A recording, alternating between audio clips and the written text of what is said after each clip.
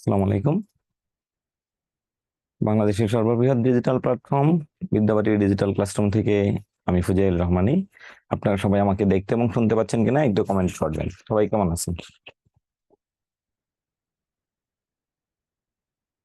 আপনারা সকলেই কেমন আছেন এবং আমাকে দেখতে পাচ্ছেন কিনা, আমাকে শুনতে পাচ্ছেন কিনা একটু কমেন্টে জানাবেন প্লিজ।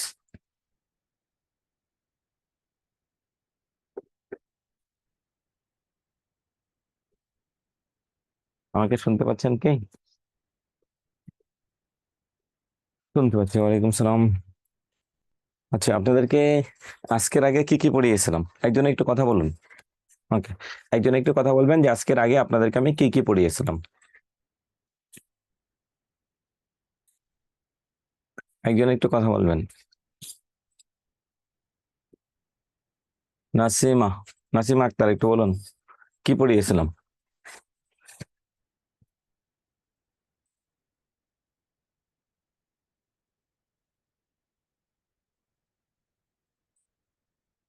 কি কি পড়িয়েছিলাম একজন একটু বলবেন। আমাদের আজকের ক্লাসের আলোচনা বিষয় হচ্ছে বাক্য শুদ্ধিকরণ, বানান শুদ্ধিকরণ, বাক্য ও বাক্য পরিবর্তন, বাক্য প্রকরণ এবং হচ্ছে বাক্য পরিবর্তন। তাহলে আজকে আমরা পড়বো হচ্ছে বাংলা ব্যাকরণের বাক্য প্রকরণ নিয়ে। তাহলে এর আগে কি পড়িয়েছিলাম লাস্ট ক্লাসে?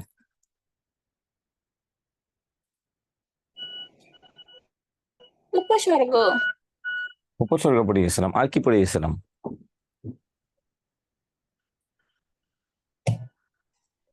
উপসর্গের বাইরে আর কি পড়িয়েছিলাম?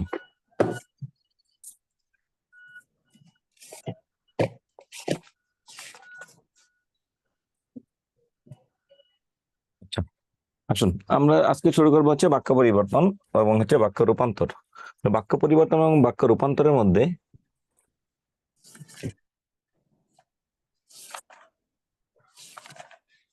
আমরা বাক্য রূপান্তর দিয়ে আমরা শুরু করবো যে বাক্যটা কি, বাক্যের সংজ্ঞাটা কি, বাক্য কাকে বলে।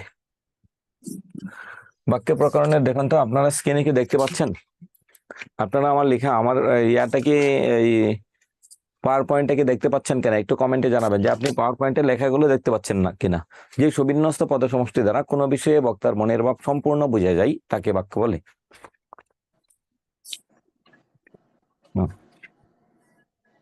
ওকে, থ্যাংক ইউ। জি, আচ্ছা, এখন এখন বাক্যের সংজ্ঞাটা কি, এই বাক্য থেকে কি কি প্রশ্ন আমাদের চাকরি পরীক্ষায় আসবে এটা একটু দেখবেন। বাক্য কাকে বলে? যে সুবিন্যস্ত পদসমষ্টি দ্বারা কোন বিষয়ে বক্তার মনের ভাব সম্পূর্ণ বোঝা যায় তাকে কি বলা হয়? বাক্য বলা হয়। তাহলে দেখুন কয়েকটা শর্ত দিয়েছে বাক্যের মধ্যে। যে কি বলছে সুবিন্যস্ত, সুবিন্যস্ত মানে সুন্দর করে সাজানো। সুবিন্যস্ত বলতে কি বুঝি? সুন্দর করে সাজানো পদসমষ্টি দ্বারা যে কোনো বিষয়ে বক্তার মনের ভাব সম্পূর্ণ প্রকাশিত হয়। তাহলে সম্পূর্ণ প্রকাশ পেতে হবে। আমি বললাম রহিম প্রতিদিন মন দিয়ে,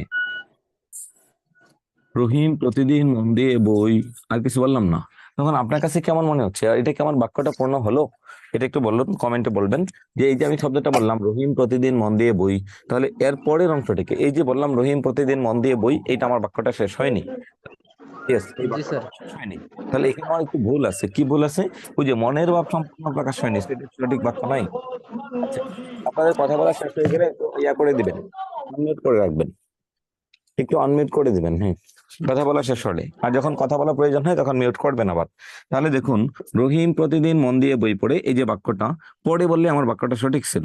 তাহলে যে সুবিন্যস্ত মানে সুন্দর করে সাজানো বা বিন্যাস করা, তার মানে সুন্দর করে সাজাতে হবে। আচ্ছা, সুবিন্যস্ত সুন্দর করে সাজানো, সাজাইতে হবে। সম্পূর্ণরূপে মনের ভাব প্রকাশ হতে হবে।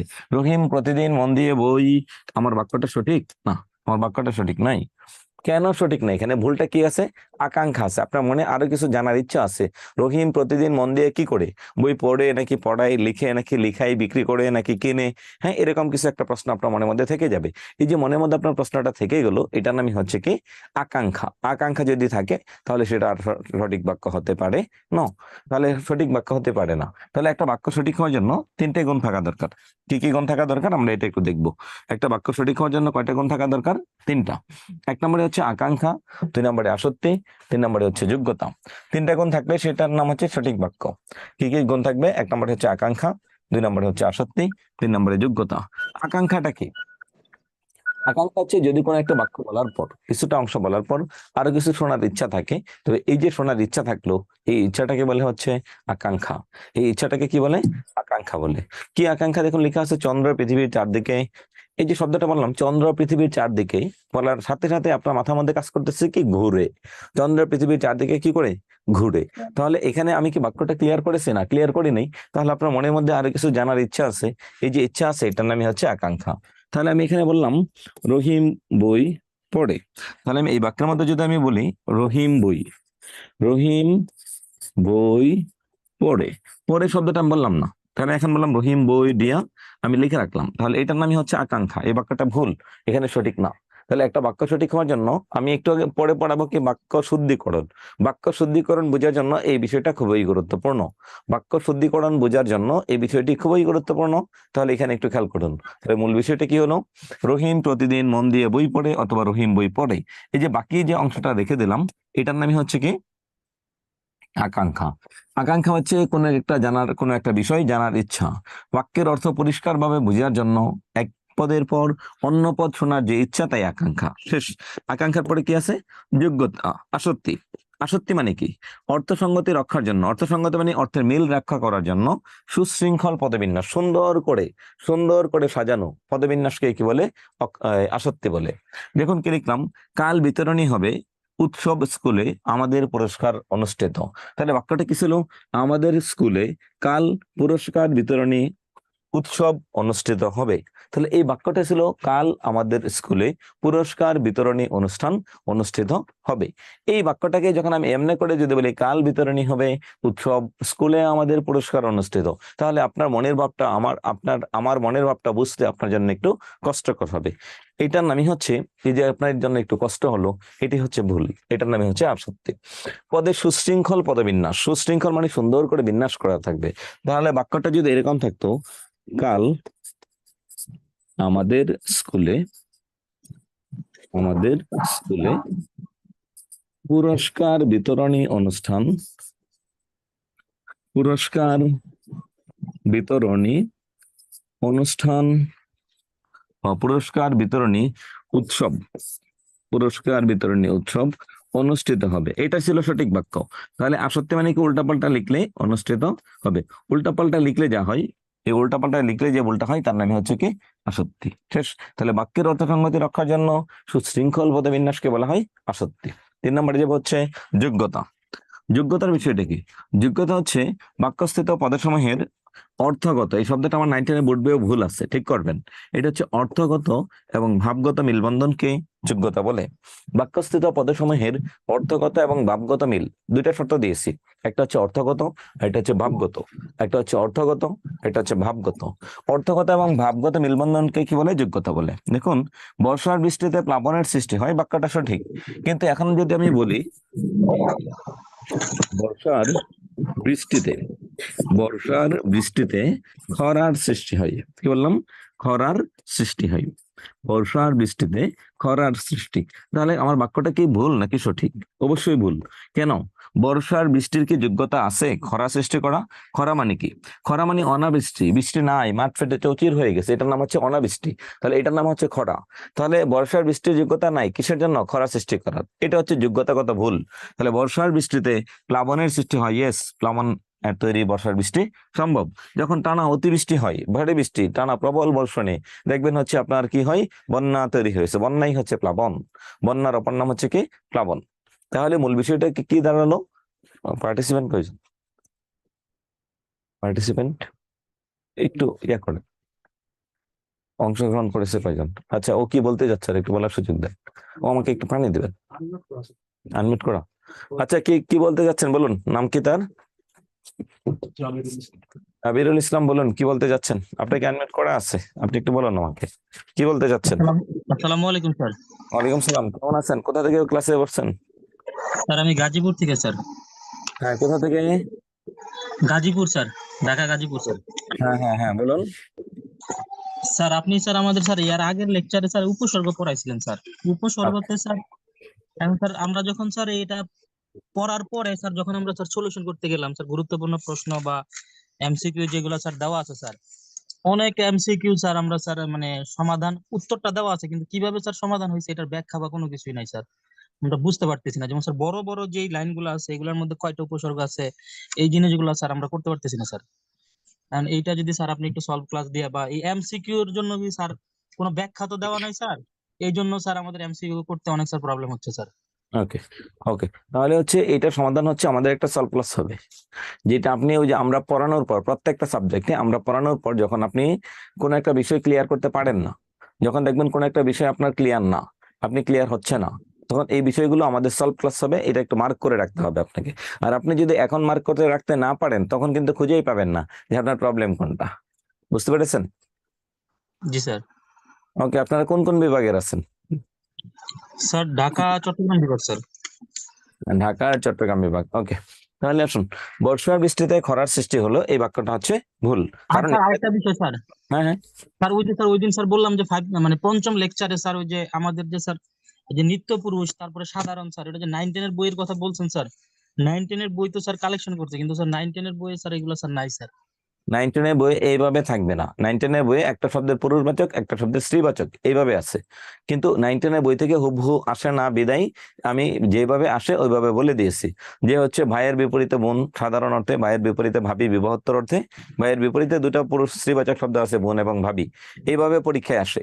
কিন্তু আপনাকে স্যার পড়তে এগুলো তো হবে, স্যার আপনি যেগুলো পড়াইছেন এগুলো স্যার পড়ছে, কিন্তু স্যার এর বাইরে কি স্যার আমরা পড়বো না স্যার? যদি সম্ভব হয় তাহলে পড়ে নেবেন, যদি আপনার স্যার দ্বারা সম্ভব হয় লেকচারও স্যার তাহলে ওরকম অবশ্যই। ভাবে দেওয়া নাই স্যার, লেকচার শিটটা ওরকম ভাবে দেওয়া নাই স্যার। এইটা এটা সচরাচর বইগুলোতে এইভাবে দেওয়া থাকে না, বুঝছেন? সচরাচর এই বইগুলোতে এইভাবে এর চেয়ে বেশি দেয়া থাকে না, এটা হচ্ছে সবচেয়ে বড় সমস্যা। তো এরপরে পড়তে থাকুন, এরপর আমরা যখন সলভ ক্লাস নেব তখন আপনাদেরকে এটা সমাধান দিয়ে দেবো। জি স্যার, ধন্যবাদ স্যার। ওকে, তাহলে আসুন। ওয়ালাইকুম সালাম। এই বাক্যের অর্থগত এবং ভাবগত মেলবন্ধনকে কি বলে? যোগ্যতা। তাহলে যোগ্যতা মানে কি? একটা বাক্যের কর্তার সাথে ক্রিয়ার সম্পর্ক। এখন আমি যদি বলি গরু আকাশে উড়ে, তাহলে গরুর কি আকাশে ওড়ার যোগ্যতা আছে? না। গরু আকাশে উড়ে, এখানে যদি বলতাম পাখি আকাশে উড়ে তাহলে আমার বাক্যটা সঠিক ছিল, কিন্তু গরু কোথাও কখনো আকাশে উড়ে না, কারণ গরুর আকাশে ওড়ার কোনো যোগ্যতা নেই। কারণ অর্থগত মিল নাই, ভাবগত কোনো মিল নেই। গরু যে আকাশে উড়বে এরকম কোনো অর্থগত মিল নেই এবং ভাবগত কোনো মিল নেই। এরপরে আসুন, এখন এই যোগ্যতার সাথে সম্পৃক্ত কয়টা বিষয় আছে। বাক্যের যোগ্যতার সাথে নিম্নলিখিত বিষয়গুলো জড়িত থাকে। এটার মানে হচ্ছে আপনি একটা বাক্য শুদ্ধিকরণের জন্য, একটা বাক্য সঠিকভাবে লেখার জন্য, অথবা একটা বাক্যে কয়টা ভুল এসেছে এই ভুলটা বোঝার জন্য আপনাকে যেটা করতে হবে সেটা হচ্ছে এই বাক্য শুদ্ধিকরণ, এটা বুঝতে হবে। অর্থাৎ বাক্যের যোগ্যতার সাথে কয়টা বিষয় আছে, কয়টা বিষয় সম্পৃক্ত, এই সম্পৃক্ত বিষয়গুলোকে আপনাকে কি করতে হবে? বুঝতে হবে। এটা হচ্ছে জাস্ট বোঝার বিষয়, এরপরে মুখস্থ করবেন। এটা হচ্ছে প্রথমত বোঝার বিষয়, এরপরে আপনার মুখস্থের বিষয়। আপনি প্রথমে একটু বুঝে পড়বেন।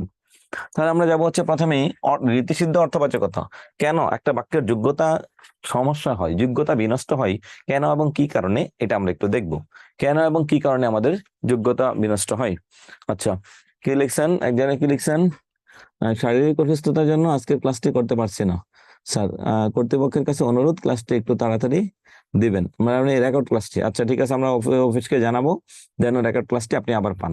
আচ্ছা একটু কমেন্ট করেন তো, আপনারা কি রেকর্ড ক্লাস কখনো দেখেন, নাকি এমনি এমনি আমাদের ছেলেগুলো কষ্ট করে? হ্যাঁ, একটু কমেন্ট করবেন, দেখেন নাকি দেখেন না, এই দুইটা শব্দ বলবেন, ইয়েস অথবা নো। আপনারা কি রেকর্ড ক্লাসগুলো দেখেন নাকি দেখেন না? জি স্যার দেখছি, দেখি।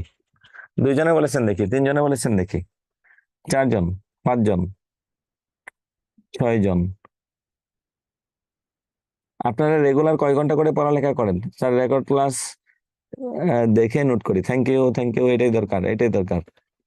আপনারা পড়ালেখা কয় ঘন্টা করে করতেছেন? দৈনিক 24 ঘন্টা সময়ের মধ্যে কয় ঘন্টা সময় আপনারা পড়ালেখা করেন? 5 থেকে 6 ঘন্টা। শাহেদ হুসেন, হ্যাঁ, এই এত অল্প পড়ালেখা করলে কেমনে হবে? 8 থেকে 10 ঘন্টা। নওরিন, নওরিন নাকি নাজরিন সুলতানা? আচ্ছা, এরপর 8 থেকে 10 ঘন্টা পড়ছেন, বাকি সময় কি করেন? 6 থেকে 8 ঘন্টা পড়তেছেন, তাহলে বাকি সময়টা কি করেন? এই সময়টা আহ, আর 6 থেকে 8 ঘন্টা রেগুলার যদি পড়তে পারেন এবং মনোযোগের সাথে যদি পড়তে পারেন তাহলে সমস্যা নেই। এই, আসসালামু আলাইকুম স্যার। ওয়ালাইকুম সালাম। নাই, স্যার আমার একটা সমস্যা আছে, আমাকে একটু মানে কোনো উপায় আছে কিনা একটু বলবেন। আমি এই যে বিদ্যাবাড়িতে আমাদের যে 60 ডেজ প্ল্যানের এক্সাম নেওয়া হয়, দেখা যাচ্ছে আমি প্রত্যেকটা পরীক্ষাতেই এভারেজে আপনার 60 পাই। হুম, 100 60 মধ্যে? বা 80-তে। তো আচ্ছা, আমি কোনোভাবেই মানে 65 এর উপরে উঠতে পারছি না। এখন আমি কি করব? আমার ঠিক গাফিলতি গুলো আমি ধরতে পারতেছি না যে আমি কি কারণে পারতেছি না। আমি অনেক চেষ্টা করতেছি যে 70 পর্যন্ত যাওয়া বা 75, আমি আপনি যাইতে থাকেন পারতেছি কোথায়? না। ঢাকাতেই থাকি, কোথায়? নয়া বাজার, পুরান ঢাকা। আচ্ছা, আপনার এটা ক্লাসে এগুলো বিস্তারিত বলাটা কঠিন। আপনার সার্বিক পরিস্থিতিটা আমার বোঝা দরকার, আপনার সাথে কথা বলতে পারলে বুঝতে পারতাম। সার্বিক পরিস্থিতিটা বোঝা দরকার, এরপরে দেখি আপনার সাথে এটার উত্তর দিতে হবে। কোথাও নেই? আর মারবেন নাকি স্যার আমি আমাদেরকে? এমনিও কয়েকটা চাকরির পরীক্ষা দিয়েছি, আমি ওখানেও দেখি আমি ইজিলি 55-56 এরকম পাওয়া যায়, কিন্তু আমি ওখানে যে 60-র উপরে উঠতেই পারি না। আমার এজন্য কোথাও মানে অ্যালাউ হচ্ছে না আর কি। আচ্ছা আচ্ছা, তার মানে এখানে আপনি যা পড়েন কত পার্সেন্ট মনে রাখতে পারেন? স্যার আপনি- আমি পড়লে এমনি আমি খুব ভালো মনে রাখতে পারি। আচ্ছা, এই যে ভালো মনে রাখতে পারেন, তাহলে কেন উঠবে না? এটা আপনার সাথে পড়ে স্যার ক্লাসে। আমার না শুধু কনফিউজড লেগে যায়, মানে দেখা গেছে আমি জানি এই দুইটা থেকে আমার আনসার হবে, তো আমার কনফিউজড হয়ে যায় শুধু। আমার এইটাই সমস্যা হচ্ছে আমি যা দেখতেছি। আপনি মেসেঞ্জারে একটা নক দিবেন, আমি আপনাকে এবার এটার উত্তর এরকম দিচ্ছি। কোশ্চেন গুলোতে দেখা গেছে আমি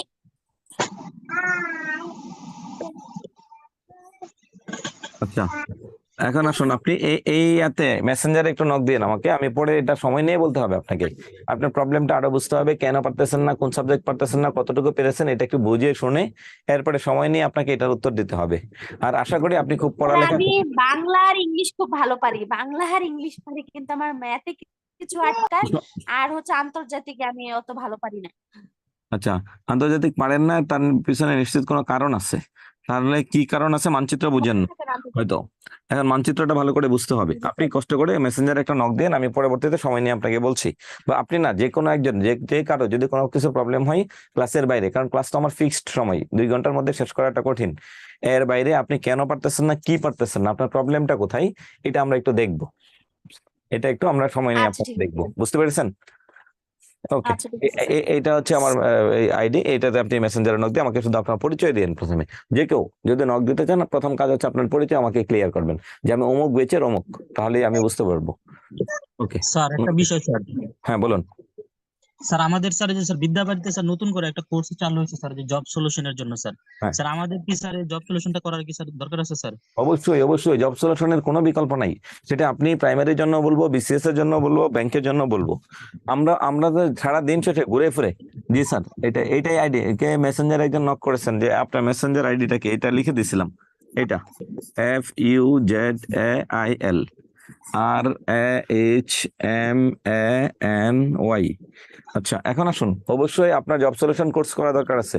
যদি আপনি জব সলিউশন যদি নিজে নিজে পড়তে পারেন, একা একা পড়লে সব শেষ হয়ে যায়, তাহলে দরকার নেই। আর যদি মনে করেন আমি জব সলিউশন পড়তে গিয়ে 2-4টা প্রশ্ন বুঝি না, বা কিভাবে পড়া উচিত, প্রত্যেকটা স্যার জব সলিউশনে কিন্তু ইংরেজির স্যার ইংরেজি, বাংলার স্যার বাংলা, বিজ্ঞানের স্যার বিজ্ঞান, এগুলো বুঝিয়ে দিবে। বুঝতে পারছেন? জি স্যার। এই ঠিক জন্য আছে স্যার, বলবো। তাহলে স্যার ভর্তি হয়ে যাবো স্যার ইনশাআল্লাহ। হ্যাঁ, এই জন্য বলবো যে জব সলিউশন কোর্সটা অবশ্যই দরকার আছে, জব সলিউশন কোর্সটা অবশ্যই দরকার আছে। আর জব সলিউশন যদি খুব বেশি ফিনান্সিয়াল প্রবলেম না হয়, আমি বলবো সবাইকেই আপনি জব সলিউশন কোর্সটা দেখুন। কারণ আপনি তো নিজে পড়তেছেন, যখন পড়তেছেন তখন ওই 80টা প্রশ্নের মধ্যে 60টা উত্তর নির্দ্বিধায় পারেন, 20টা পারেন না। এখন 20টার ব্যাখ্যাটা কি, এটা একটু দেখুন, 20টার ব্যাখ্যা শুনুন। আপনারা কি ওই দিন মহাসমারোহ একটা ক্লাস ছিল আমাদের, এটা কি দেখেছেন? স্যার সব স্যার মিলে স্যার নিছিল স্যার। এটা কি দেখেছেন কিনা, এটা বলেন। জি স্যার, কয়জন জি স্যার, দেখেছেন? দেখেন নাই? দেখছি স্যার। জি স্যার দেখেছি। আচ্ছা, ওখানে দেখুন জি স্যার প্রত্যেকটা স্যার দেখছি। কিন্তু একটা বা দুইটা প্রশ্ন পড়াইছে। আপনি বুঝছেন কি করে পড়াইছে? আমার ক্লাসে ছিলেন, আমি কি যে একটা প্রশ্ন পড়াইছিলাম ভুলে গেছি। আপনি ছিলেন স্যার, তারপরে তো গণিতের স্যার ছিল, তারপরে সাধারণ জ্ঞান ছিল আমাদের, সাজ্জাদ স্যার ছিল। হ্যাঁ হ্যাঁ, সব স্যারই ছিল। কিন্তু আপনি দেখছেন কিনা যে স্যারেরা একটা প্রশ্নের 4টা অপশন, আমাকে একটা প্রশ্ন দিয়েছিল, সখী হামারি দুঃখের নাহি উর, ভর আবাদর মা হবাদর শূন্য মন্দির মোর। এই প্রশ্নটা জাস্ট একটা উক্তি, অপশনে 4টা আছে, 4জনেই লিখছে শ্রীকৃষ্ণ কীর্তন, কিন্তু বিস্তারিত বলতে আমাকে সম্ভবত 21 মিনিট সময় লেগেছিল। এই একটা প্রশ্ন আপনি যখন শুনবেন, তখন আপনার মাথার মধ্যে এমনি ঢুকে গেল। এখন এইটা রিলেটেড কোনো প্রশ্ন যদি আপনার পরীক্ষায় আসে, তাহলে যেন আপনি উত্তরটা দিয়ে আসতে পারেন, খুব সহজে যেন আপনি এই উত্তরটা দিতে পারেন। এইটার জন্য আপনাদের জব সলিউশন কোর্সটা অবশ্যই দরকার। স্যার জব সলিউশনের মধ্যে স্যার কিন্তু স্যার পেজ আছে স্যার প্রায় স্যার 1500 পৃষ্ঠা স্যার। আমাদের সবগুলা কি স্যার কভার করা হবে স্যার? এটা আমি একটু অফিস থেকে জেনে আমি আপনাকে জানাবো, আমি এটা জানি না, তো আমি জেনেও জানাবো। আর যেহেতু আপনাদের প্রাইমারি পরীক্ষা যেটা মনে হচ্ছে পিছিয়ে দিতে পারে, যদি পিছিয়ে দেয় তাহলে অবশ্যই জব সলিউশন লাগবে। আর 1500 পৃষ্ঠা যখন স্যারের ক্লাসে সমাধান করবে তখন আপনার কাছে খুব বেশি একটা প্যারা মনে হবে না। আর জব সলিউশন যদি মুখস্থ করেন তাহলে সুবিধা আছে, বেশ কয়েকটা সুবিধা কি, সামনে কয়েকদিন পরে একটা সরকারি হাই স্কুলে সার্কুলার আসবে, 10ম গ্রেডে, খালি 200 মার্কের একটা এমসিকিউ পরীক্ষা, এরপরে ভাইবা শেষ, আপনার একটা 10ম গ্রেডে চাকরি হয়ে যাবে। অনেক চাকরি পরীক্ষায় শুধুমাত্র ওই যে জব সলিউশন কেন্দ্রিক প্রশ্ন, পিএসসি যত নন ক্যাডার প্রশ্ন করে সকল নন ক্যাডার প্রশ্নের মধ্যে কিন্তু ওই যে আপনার শুধু জব সলিউশনের প্রশ্নে আসে 70%, 60%। আপনি যাবেন দুম দাম উত্তর দিবেন, দুম দাম উত্তর দিবেন, স্যার বুঝছেন? এনটিআরসি তে তো স্যার রিটেন আছে স্যার। রিটেন তো সাবজেক্টিভ, জি রিটেন জি সাবজেক্টিভ এনটিআরসি তে, ওটা আপনি আপনার সাবজেক্ট দিবেন, কিন্তু আগে তো প্রিলি পাস করতে হবে। প্রিলি জি পাস স্যার। করার জন্য এই জব সলিউশন একটা করছি, আমি আশা করি খুব ভালো হবে। আর আপনাদের জন্য সুবিধা হবে, কারণ আপনারা তো মূল কোর্স করেছেন, বাংলা পড়েছেন, ইংরেজি পড়েছেন, ম্যাথ পড়েছেন, গণিত, এই যে বিজ্ঞান পড়েছেন, সাধারণ জ্ঞান পড়েছেন। এখন যখন আপনি জব সলিউশনে যাবেন আপনার কাছে মনে হবে এটা ওই এই অধ্যায় থেকে আসছে, এই অধ্যায়টা আমি ভালো পারি অথবা একটু কম পারি, ভালো পারলে গুরুত্ব বেশি না দিলেও চলবে। এরপরে হচ্ছে আপনার ইয়া করলে গুরুত্ব দিতেই হবে, কম পারলে তাহলে গুরুত্ব দিতে হবে। হ্যাঁ, ওকে, ঠিক আছে। তাহলে আমরা এখন যাব হচ্ছে রীতিসিদ্ধ অর্থবাচকতা। রীতিসিদ্ধ অর্থবাচকতা অর্থ কি? রীতিসিদ্ধ অর্থবাচকতা হচ্ছে দুইটা। দেখুন, আমরা বাক্যের মধ্যে একটা শব্দের, যেমন আমি একটা শব্দ লিখলাম বাধিত, বাধিত শব্দের দুইটা অর্থ আছে। এক, রীতিসিদ্ধ অর্থ, তার নাম হচ্ছে কৃতজ্ঞ অথবা অনুগৃহীত। আচ্ছা, বাধিত শব্দের একটা অর্থ হচ্ছে কৃতজ্ঞ, আরেকটা অর্থ হচ্ছে বাধাপ্রাপ্ত। আমরা শতকরা 99% ক্ষেত্রে, আমরা শতকরা 99% ক্ষেত্রে কি করি, আমরা এই রীতিসিদ্ধ অর্থ গ্রহণ না করে প্রত্যয়ের অর্থ গ্রহণ করি। আপনি বোর্ড বই অথবা শিট যদি হাতে রাখেন তাহলে দেখবেন লিখে আছে, বোর্ড বইয়ের পরে পৃষ্ঠায়, এতক্ষণ যে পৃষ্ঠায় ছিলেন। তাহলে দেখুন, বাধিত শব্দের দুইটা অর্থ, প্রত্যয়ের অর্থ আমরা শতকরা 99% ক্ষেত্রে, আপনার কথা বলা শেষ করে হলেই আপনি আনমিউট করবেন। 99% ক্ষেত্রে আপনি কি করবেন, যে আমরা প্রত্যয়ের অর্থ ইউজ করি। 1% ক্ষেত্রে, শতকরা 1% ক্ষেত্রে আমরা রীতিসিদ্ধ অর্থ ইউজ করি। রীতিসিদ্ধ অর্থটা কি? রীতিসিদ্ধ অর্থ হচ্ছে লেকচার শিট, কত পৃষ্ঠায় কত পেজ স্যার, আমি তো লেকচার শিট আমার হাতে নেই। কারো যদি থাকে, কারো কাছে যদি লেকচার শিট থাকে তাহলে একটু দেখে বলে দেন, কমেন্টে বলে দেন। আচ্ছা, আমার হাতে লেকচার শিট নেই, আমার হাতে একটা পিডিএফ আছে, ওই যে কি বলে পাওয়ার পয়েন্ট। আচ্ছা, এখন আসুন, কৃতজ্ঞ এটা পরীক্ষায় আসে না, বাকি 5টায় আসবে। এই একটা জিনিস আপনার দরকার নেই। তাহলে আমরা প্রথমে যাবো হচ্ছে রীতিসিদ্ধ অর্থবাচকতা বলতে আমরা কি বুঝি। রীতিসিদ্ধ অর্থবাচকতা বলতে বুঝি দুইটা, যে ক্ষেত্রে প্রত্যয়ের অর্থ ইউজ করলে আমাদের বাক্যটা ভুল হয়, যে ক্ষেত্রে প্রত্যয়ের অর্থ ইউজ করলে, প্রত্যয়ের অর্থ ব্যবহার করলে আমাদের বাক্য ভুল হয়, তাহলে সেই ক্ষেত্রে আমরা প্রত্যয়ের অর্থকে বাদ দিয়ে আমরা কোন অর্থকে গ্রহণ করব, রীতিসিদ্ধ অর্থ গ্রহণ করব। যেমন আমি বললাম যে চাকরিটি দিয়ে আপনি আমাকে বাধিত করবেন, কি বললাম, চাকরিটি দিয়ে, এই যে চাকরি দিলে আমি আপনার নিকট বাধ্য হব, আমি আপনার নিকট কৃতজ্ঞ হব। তাহলে দেখুন তো আমরা কোন অর্থ নিলে আমাদের সঠিক হয়। চাকরি নিলে, আপনি যদি চাকরি দেন তাহলে আমি কৃতজ্ঞ থাকবো নাকি আমি বাধাপ্রাপ্ত হব? তাহলে আপনি তো আমাকে চাকরি দিবেন না। আমরা লিখি কিন্তু ওই যে যখন ছুটি নেই, আমি ক্যাজুয়াল লিভ, নৈমিত্তিক ছুটি যখন আমরা নেই প্রতিষ্ঠান থেকে, তখন আমরা কি লিখি, স্যার 3 দিনের ছুটি দিয়ে 1 দিনের ছুটি দিয়ে আমাকে কৃতার্থ করবেন অথবা বাধিত থাকবো। যদি আপনি ছুটি দেন তাহলে আমি কি করব, আপনার নিকট কৃতজ্ঞ থাকবো অথবা বাধিত থাকবো। Thank you. 157 পৃষ্ঠা একটু দেখুন, তাহলে পাবেন। তাহলে এই বাধিত শব্দের কৃতজ্ঞ অর্থ নিলে আমার বাক্য সঠিক, কিন্তু আমরা তো এই অর্থ 1% ক্ষেত্রে নেই। আমরা সবসময় ইউজ করি কোনটা, ব্যবহার করি কোনটা, প্রত্যয়ের অর্থ। যদি আমি এখন প্রত্যয়ের অর্থ ব্যবহার করি তাহলে কি হয় দেখুন, বাধিত শব্দের প্রত্যয়ের অর্থ হচ্ছে বাধাপ্রাপ্ত, বাধিত শব্দের প্রত্যয়জাত থেকে বাধাপ্রাপ্ত। তাহলে যদি আপনি চাকরি দেন তাহলে আপনি আমাকে বাধাপ্রাপ্ত করবেন, চাকরিটি দিয়ে আপনি আমাকে কি করবেন, বাধাপ্রাপ্ত করবেন। চাকরিটি দিয়ে আপনি আমাকে কি করবেন, বাধাপ্রাপ্ত করবেন। এটা কেমন শোনা যায় না, যে চাকরিও দিবেন বাধাপ্রাপ্ত করবেন। সো এই বাক্যটা সঠিক না, এই বাক্যটা ভুল। তাহলে সঠিক কোনটা, চাকরি দিলে আমি কৃতজ্ঞ থাকবো। রীতিসিদ্ধ অর্থবাচকতা হচ্ছে আমরা সবসময় প্রত্যয়ের অর্থ ইউজ করি, মাঝে মাঝে প্রত্যয়ের অর্থ ইউজ করলে বাক্যটা ভুল হয়, তখন প্রত্যয়ের অর্থকে ব্যবহার না করে বিকল্প যে অর্থ ব্যবহার করি, তাহলে তার নামই হচ্ছে রীতিসিদ্ধ অর্থবাচকতা। তাহলে তার নামে কি হবে, রীতিসিদ্ধ অর্থবাচকতা। এটা পরীক্ষায় আসে না, এটা বাদ। এরপরে যাব দুর্বুদ্ধতা। দুর্বুদ্ধতা শব্দের অর্থ হচ্ছে যা সহজে বোঝা যায় না। আপনার সাথে আজকে থেকে 1 মাস পর রাস্তায় দেখা হলো, আর আমি বললাম আপনাকে আপনার কথা আমার নিতরাং মনে পড়ে। এই যে নিতরাং বললাম, তাহলে তো আপনি কনফিউজড। তুমি আমার সাথে প্রপঞ্চ করেছো। কি করেছো? প্রপঞ্চ। তুমি আমার সাথে প্রপঞ্চ করেছো, তোমার কথা আমার নিতরাং মনে পড়ে। এই যে নিতরাং এবং প্রপঞ্চ দুইটা শব্দ বললাম। ছলনা, থ্যাংক ইউ নাজমুন নাহার। প্রপঞ্চ শব্দের অর্থ হচ্ছে প্রতারণা করা। যদি আপনার সাথে রাস্তায় দেখা হয় আর আমি আপনাকে বললাম যে আপনি আমার সাথে তো প্রতারণা করেছেন, প্রপঞ্চ করেছেন, তখন তখন আপনি যদি বলি প্রপঞ্চ করেছেন, তখন আপনার অর্থটা ধরতে মুশকিল, অর্থটা ধরাটা কঠিন। তখন আপনি কি করে ধরে নেন? আচ্ছা ঠিক আছে, কিন্তু এইটার অর্থটা যদি আমি বলে দেই, তাহলে আপনার কাছে কি মনে হবে? প্রপঞ্চ মানে কি? প্রতারণা। তাহলে আপনি তো একটু দাঁড়াবেন যে স্যার কখন প্রতারণা করেছি, কি করেছি, কোথায় করেছি, কেমনে করেছি, হ্যাঁ? তখন এটা যেন আমরা না করি। তাহলে প্রপঞ্চ করেছো, তুমি আমার সাথে প্রপঞ্চ করেছো, এই শব্দের অর্থটা আমরা সচরাচর বুঝি না। যদি এরকম শব্দ ইউজ করি তাহলে বাক্য তার যোগ্যতা হারাবে। কেন যোগ্যতা হারাবে? যে এটা দুর্বোধ্য, সহজে বোঝা যায় না, এই জন্য এটা কি করবে? তার যোগ্যতা হারাবে। এরপরে দেখুন নিতরাং। নিতরাং শব্দের অর্থ হচ্ছে মাঝে মাঝে। যে আমি আপনার সাথে রাস্তায় দেখা হলো, দেখা হলেই বললাম যে দাদা আপনার কথা আমার নিতরাং মনে পড়ে। কি বললাম? আপনার কথা আমার নিতরাং মনে পড়ে। আপনার কথা আমার নিতরাং মনে পড়ে। এই যে নিতরাং বললাম, নিতরাং শব্দের অর্থ কি? মাঝে মাঝে। কিন্তু এখন আপনি তো এটা জানেন না, কারণ কারণ বাংলায় এই শব্দ দুটি অপ্রচলিত। যেহেতু বাংলায় শব্দ দুটি অপ্রচলিত, তাহলে এখানে যেটা হবে সেটা হচ্ছে এই শব্দটা ব্যবহার করলেই আমাদের বাক্যটা ভুল হবে। কি ধরনের ভুল হবে? দুর্বোধ্যতা। কেন দুর্বোধ্যতা? যে আপনি এটার অর্থ বুঝেন নাই। দুর্বোধ্যতাগত কারণে বাক্য তার যোগ্যতা হারাবে। শেষ, দুর্বোধ্যতা। এরপরে কি আছে? উপমার ভুল প্রয়োগ। উপমার ভুল প্রয়োগ। আমার হৃদয় মন্দিরে আশার বীজ উক্ত হলো। দেখুন, হৃদয় মন্দিরে আশার বীজ উক্ত হলো।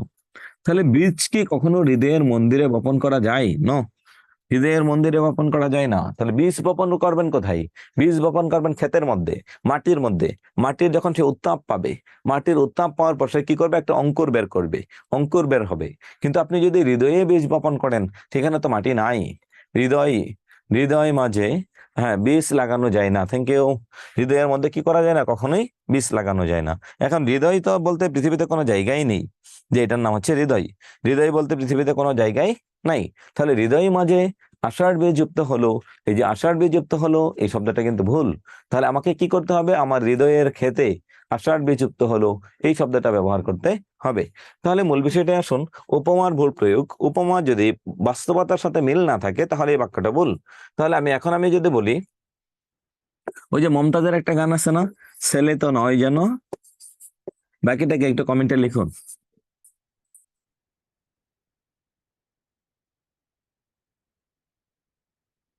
হ্যাঁ, এইটা করলেই তো ভুল। এই মমতাজ তো আমাদের ব্যাকরণ পড়ে নাই, তাহলে এই জন্য সে এই গান গেয়েছিল। হ্যাঁ, আচ্ছা এখন আসুন, ছেলের সাথে মেয়ের তুলনা করতে পারবেন, ছেলের সাথে গরুর তুলনা করতে পারবেন, কিন্তু আগুনের তুলনা করা যাবে না। তাহলে দেখুন, যেই তুলনাগুলো, যেই উপমাগুলো, যেই তুলনাগুলো আমাদের ব্যাকরণে ভুল, কিন্তু আমাদের সাহিত্যে কিন্তু সেগুলোই সঠিক। যেগুলো আমাদের ব্যাকরণে ভুল, সেগুলোই আমাদের সাহিত্যে সঠিক। সাহিত্যে উপমা কোন ধরনের শব্দ? সাহিত্যের উপমাগুলো কি বাস্তব নাকি অবাস্তব? এটা একটু কমেন্ট করুন, জানান যে সাহিত্যের উপমাগুলো কেমন হবে, আমাদের বাস্তব হবে নাকি অবাস্তব হবে?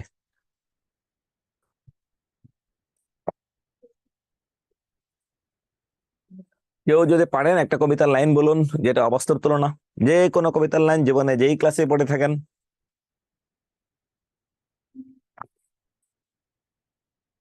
অবশ্যই সাহিত্য মানেই অবাস্তব তুলনা হবে। সাহিত্যে যত অবাস্তব আছে পৃথিবীর, সকল অবাস্তব সাহিত্যে এসে সঠিক, কিন্তু ব্যাকরণে অবাস্তব আসলে সঠিক হবে না। ব্যাকরণে যদি অবাস্তব আসে তাহলে সবগুলো ভুল, কিন্তু সাহিত্যের অবাস্তব সবগুলো কি সঠিক। তাহলে আপনাকে একটু দেখতে হবে যে এখন সাহিত্যের অবাস্তব নাকি ব্যাকরণের অবাস্তব। যেমন রবীন্দ্রনাথ ঠাকুরের একটা বিখ্যাত কাব্য আছে সোনার তরী। সোনার তরী কাব্যের প্রথম লাইন কি? গগনে গরজে মেঘ ঘন বরষা, কুলে একা বসি আছি নাহি ভরসা। রাশি রাশি ভাড়া ভাড়া ধান কাটা হলো সারা, ভরা নদী খুর দ্বারা খড় পরশা। তার মানে রবীন্দ্রনাথ ঠাকুর বলেছেন যে আমি এমন এক নদীর তীরে বসে আছি, যেই নদীর স্রোত, ভরা নদী খুর দ্বারা খড় পরশা। এই নদীর স্রোতটা হচ্ছে খুরের মতো ধারালো, খুরের চেয়ে ধারালো, খুর ধারা খড় পরশা। তার মানে এখানে যদি খুরের চেয়ে বেশি ধারালো হয়, তাহলে তো আমাকে কেটে নিয়ে যাবে। অথচ যখন যখন তিনি কি করলেন, এখানে বসে যখন কবিতাটা লিখলেন, এটা একটা মরা নদী, যেই নদীতে এক ফোঁটা পানি ছিল না। ওই যে চৈত্র মাসের শেষের দিকে যা হয়, এক ফোঁটা পানি নাই। এখন আপনাকে যদি এমন একটা নদীতে নিয়ে যাই যে চলেন পদ্মা নদীটা একটু ভিজিট করে আসি, তখন আপনি প্রথমেই বলবেন যে স্যার আগে এক বোতল পানি নেন, যেহেতু নদীতে কোনো পানি নাই, চতুর্দিকে রোদ। ওই যে 38 ডিগ্রি সেলসিয়াস যখন হয় বা 40 ডিগ্রি সেলসিয়াস যখন হয় বাংলাদেশে, তখন তখন যে অবস্থাটা হয়, আচ্ছা, তখন যে অবস্থাটা হয়, এই অবস্থায় যদি আমি আপনাকে পদ্মা নদীতে নিয়ে যাই, তাহলে আপনি বলবেন যে স্যার আগে এক বোতল পানি নেন। কিন্তু রবীন্দ্রনাথ বেচারা কি করলো, সে কল্পনা করলো ভরা নদী খুর দ্বারা খড়পড়সা, কাটিতে কাটিতে ধান এলো বড়সা। তার মানে হচ্ছে এখানে সব কল্পনা চলে। পল্লী কবি জসীমউদ্দিন সফল হয়েছিলেন একটা কবিতার মাধ্যমে, এইখানে তোর দাদির কবর ডালিম গাছের তলে, 30 বছর ভিজিয়ে রেখেছি দুই নয়নের জলে। এতটুকু তারে ঘরে এনেছিল সোনার মতো মুখ, তার মানে বাচ্চা ছোট একটা মেয়েকে বিয়ে করে এনেছে, পুতুলের বিয়ে ভেঙে গেল বলে কেঁদে বাসাইতো বুক।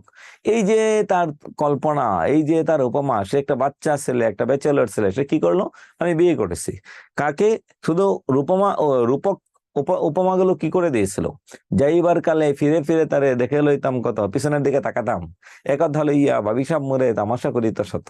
এই যে উপমাগুলো জসীমউদ্দিন দিয়েছিলেন, বাস্তবতার সাথে মিল আছে, কিন্তু একটা অবাস্তব কাহিনী। একটা বিবাহিত ছেলে এই কথাটা বললে না হয় মানা যায়, সে বিয়ে করেছে, কিন্তু এই ছেলে তো বিয়েই করেনি। এত কল্পনা সে জানলো কি করে? শুধু কল্পনা আর কল্পনা, এত কাহিনী সে কোথায় পেল?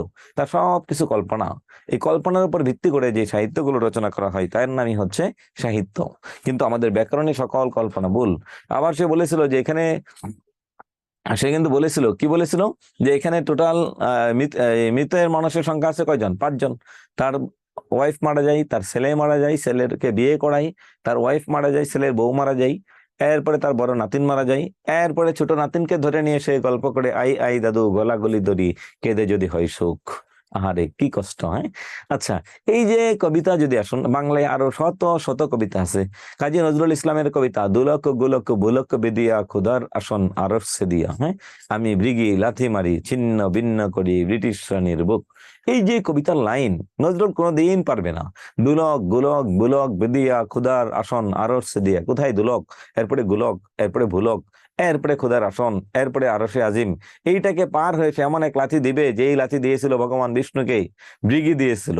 হ্যাঁ, তাহলে এখানে দেখুন, এই যে লাথি দেওয়ার কথা বলেছে, এটা বিদ্রোহী কবিতার লাইন।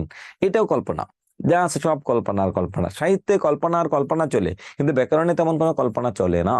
সো ব্যাকরণ, এই জন্য বললাম উপমা সব ভুল হয়ে যাবে। সাহিত্যের দৃষ্টিতে যত উপমা আছে, সকল উপমাই ব্যাকরণে ভুল। তাহলে আসুন, উপমার ভুল প্রয়োগ মানে বাস্তবতার সাথে মিল না রেখে উপমা যদি দেই, তাহলে আমার বাক্য যে ভুলটা হবে তার নামই হচ্ছে উপমার ভুল প্রয়োগ। এরপরে কি আছে? বাহুল্য দোষ। বাহুল্য দোষ বেশ কয়েকটা কারণে হয়, তার মধ্যে প্রথম কারণ হচ্ছে বাহুল্য দোষ কয়েকটা কারণে হয়। হ্যাঁ, তার মধ্যে প্রথম কারণ হচ্ছে, আপনার ক্লাস অনেক ভালো লাগে, থ্যাংক ইউ স্যার। ওইটা কি রানী ভিক্টোরিয়া কে বলছিলেন? ভিক্টোরিয়া ছিলেন না তখন, তখন ব্রিটিশ রানী ছিলেন হচ্ছে 1921 সালে। ও হ্যাঁ, ভিক্টোরিয়ার আগে ছিলেন উনি, সম্ভবত রানী কুইন ছিল। এটা আমি একটু দেখে বলবো না আপনাকে, আগামী ক্লাসে এটার উত্তর দিয়ে আসবেন। আমি ভুলে গেছি এই মুহূর্তে ঠিক ওই সময়টাই কে ছিল, 1921-22 সালে ব্রিটিশ শাসনে। তো আমরা ব্রিটিশ শাসন পড়েছি, কিন্তু ঠিক ওই টাইমটাই ব্রিটিশ রানীর নামটা কি ছিল এক্সাক্ট আমি বলতে পারছি না। আর রানী ভিক্টোরিয়া হলেও ওইখানে ফার্স্ট, সেকেন্ড, থার্ড, ফোর্থ আছে, এইটা একটু দেখে আমাকে বলতে হবে নাজমান নাহার। এখন আসুন, বাহুল্য দোষ। বাহুল্য দোষ মানে কি? প্রয়োজনের অতিরিক্ত শব্দের ব্যবহারকে বলে হচ্ছে বাহুল্য দোষ। প্রয়োজনের অতিরিক্ত। আমি বললাম অনেক শিক্ষক বৃন্দ ক্লাসে উপস্থিত, বাক্যটা কোথায় ভুল? একজন একটু বলবেন। অনেক শিক্ষক বৃন্দ ক্লাসে উপস্থিত। হয়তো আপনি শিক্ষক বৃন্দ বলতে পারবেন, না হলে বলতে পারবেন অনেক শিক্ষক, এর বাইরে বললেই ভুল। অনেক শব্দটা 2বার বলেছি, এটা কিন্তু ভুল। কিন্তু যদি আমি এটা ইংরেজিতে লিখি তাহলে কি হয় দেখুন তো একটু, THARA, there are many teachers. এই যে দেখুন, টিচার্স একটা বহুবচন, মেনি একটা বহুবচন, আর একটা বহুবচন। কিন্তু এখানে যদি আমি লিটল বসাই, তাহলে আমার বাক্যটা ভুল, কারণ এটা হচ্ছে কি কাউন্টেবল। এই শব্দটা হচ্ছে কি কাউন্টেবল নাউন। সো এখানে কাউন্টেবল ডিটারমিনার, এটাই সঠিক, লিটলটা ভুল। এখানে আরের জায়গায় যদি আমি ইস বসাই, তাহলে আমার এই বাক্যটা ভুল, কারণ এখানে আমাকে সাবজেক্ট ভার্ব এগ্রিমেন্টের নিয়ম অনুযায়ী সাবজেক্ট সিঙ্গুলার হলে ভার্ব সিঙ্গুলার, সাবজেক্ট প্লুরাল হলে ভার্ব প্লুরাল হয়। এটা মানি। কিন্তু আমরা বাংলায় ক্ষেত্রে কিন্তু এরকম না, অনেক শিক্ষকবৃন্দ বলার সাথে সাথে আমার বাক্য ভুল। কোন ধরনের ভুল হলো? এটার নামই হচ্ছে বাহুল্য দোষ। বাহুল্য দোষ মানে কি? প্রয়োজনের অতিরিক্ত শব্দের ব্যবহার। ইয়েস, হলে লিটল হতো, থ্যাংক ইউ। তাহলে বাহুল্য দোষ মানে হচ্ছে কি? প্রয়োজনের অতিরিক্ত শব্দের ব্যবহার। এটা হচ্ছে এক ধরনের ভুল। আরেক ধরনের ভুল হচ্ছে একই অর্থে দুটো শব্দের ব্যবহার যদি আমরা করি, যেমন অশ্রু জল। বললাম যে আপনার কষ্ট দেখে আমার অশ্রু জল আর সয় না, তাহলে কি বললাম? অশ্রু জল। অশ্রু শব্দের অর্থ চোখের পানি, জল শব্দের অর্থ হচ্ছে চোখের পানি। তাহলে এখানে দেখুন অশ্রু এবং জল একটা নিতে হবে, দুইটা যদি আমরা ইউজ করি তাহলে বাক্যটা ভুল। শুধুমাত্র, শুধুমাত্র আমি একটা শব্দ বলতে পারবো, হয়তো শুধু নয়তো মাত্র, দুইটা একসাথে বললে আমার বাক্যটা ভুল। ইদানিং কালে, কি বললাম? ইদানিং কালে। এই যে আমি হয়তো বলতে পারবো ইদানিং, নয়তো বলতে পারবো কি কালে। হয়তো বলবো ইদানিং, নয়তো কি বলবো কালে। একই অর্থের দুইটা শব্দ একসাথে ব্যবহার করলে আমার বাক্যটি ভুল হয়। যে ভুল হয় তাহলে তাকেই বলে হচ্ছে বাহুল্য দোষ। তাহলে বাহুল্য দোষ কয়ভাবে হলো? দুই ভাবে হলো। বাহুল্য দোষ কয়ভাবে হয়? দুই ভাবে। কি কি দুই ভাবে হলো? এক নম্বরে হচ্ছে কি একই অর্থের দুইটা শব্দের প্রয়োগ। আরেকটা হচ্ছে কি যে একসাথে যদি দুইটা বহুবচন ইউজ করি তাহলে তার নামই হচ্ছে বাহুল্য দোষ। বাহুল্য দোষের পরে কি আছে? বাগধারা শব্দ পরিবর্তন। যেমন আমি একটা বাগধারা লিখলাম, দা কুমড়া। দা কুমড়া শব্দের অর্থ হচ্ছে ভীষণ শত্রুতা। বাংলায় বাগধারাগুলো যেভাবে লেখা আছে আপনাকে ঠিক সেভাবে লিখতে হবে। যদি আপনি একটু পরিবর্তন করেন তাহলে আপনার বাক্যটা ভুল হবে। বাংলা বাগধারাকে পরিবর্তন করার অধিকার আমার বা আপনার নেই। তাহলে বাংলা বাগধারাগুলোকে যেভাবে লেখা আছে আমাকে সেভাবেই লিখতে হবে। বাগধারার অর্থের পরিবর্তন কখনোই করা যাবে না। যদি আমি বাগধারার অর্থের পরিবর্তন করি তাহলে আমার বাক্যটা ভুল। তাহলে যেই ধরনের ভুল হবে তাহলে তার নাম হচ্ছে বাগধারার শব্দ পরিবর্তন। এখন দেখুন দা কুমড়া শব্দের অর্থ হচ্ছে ভীষণ শত্রুতা। এখন আমি চিন্তা করলাম কুমড়া কাটা কঠিন, বেগুন কাটা সহজ।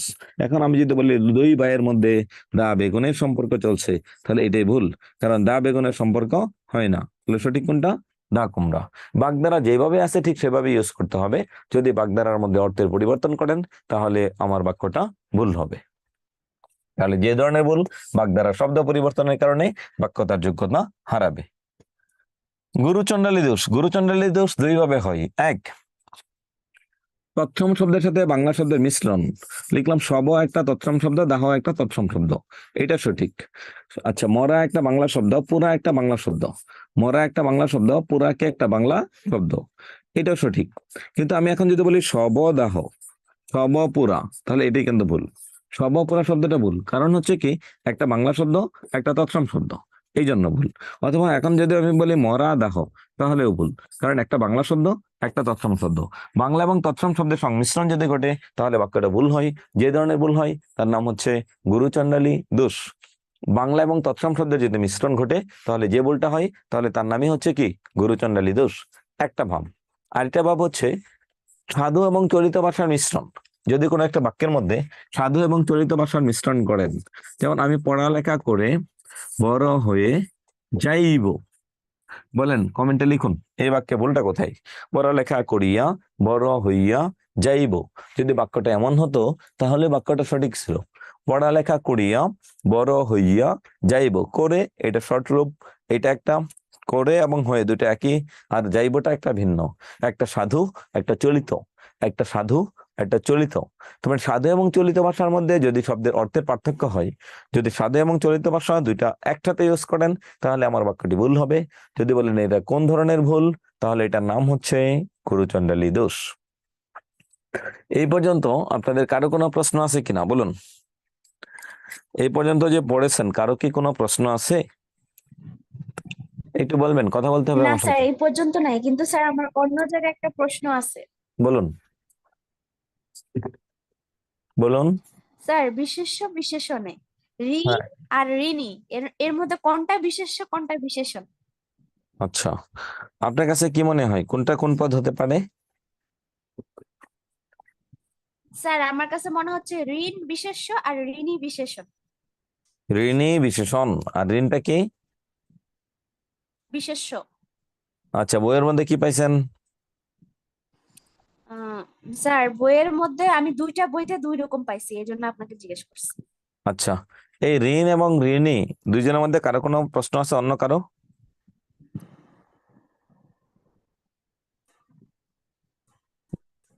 অন্য কারো কোনো প্রশ্ন নেই? তাহলে এখানে একটু দেখুন, ঋণ শব্দটা দ্বারা কি বোঝায়? অবস্থা নাকি কোনো একটা নাম, অথবা কোনো দ্রব্য নাকি কোনো পণ্য, অথবা নাকি কোনো দোষ অথবা গুণ? ঋণ শব্দটা কি? স্যার ঋণ মানে তো হচ্ছে যে টাকা নেওয়া, ধার নেওয়া আর কি। এটা কি অবস্থা নাকি কোনো নাম? নাম, নাম ধরা যেতে পারে, কিন্তু তাহলে ঋণীটা কি?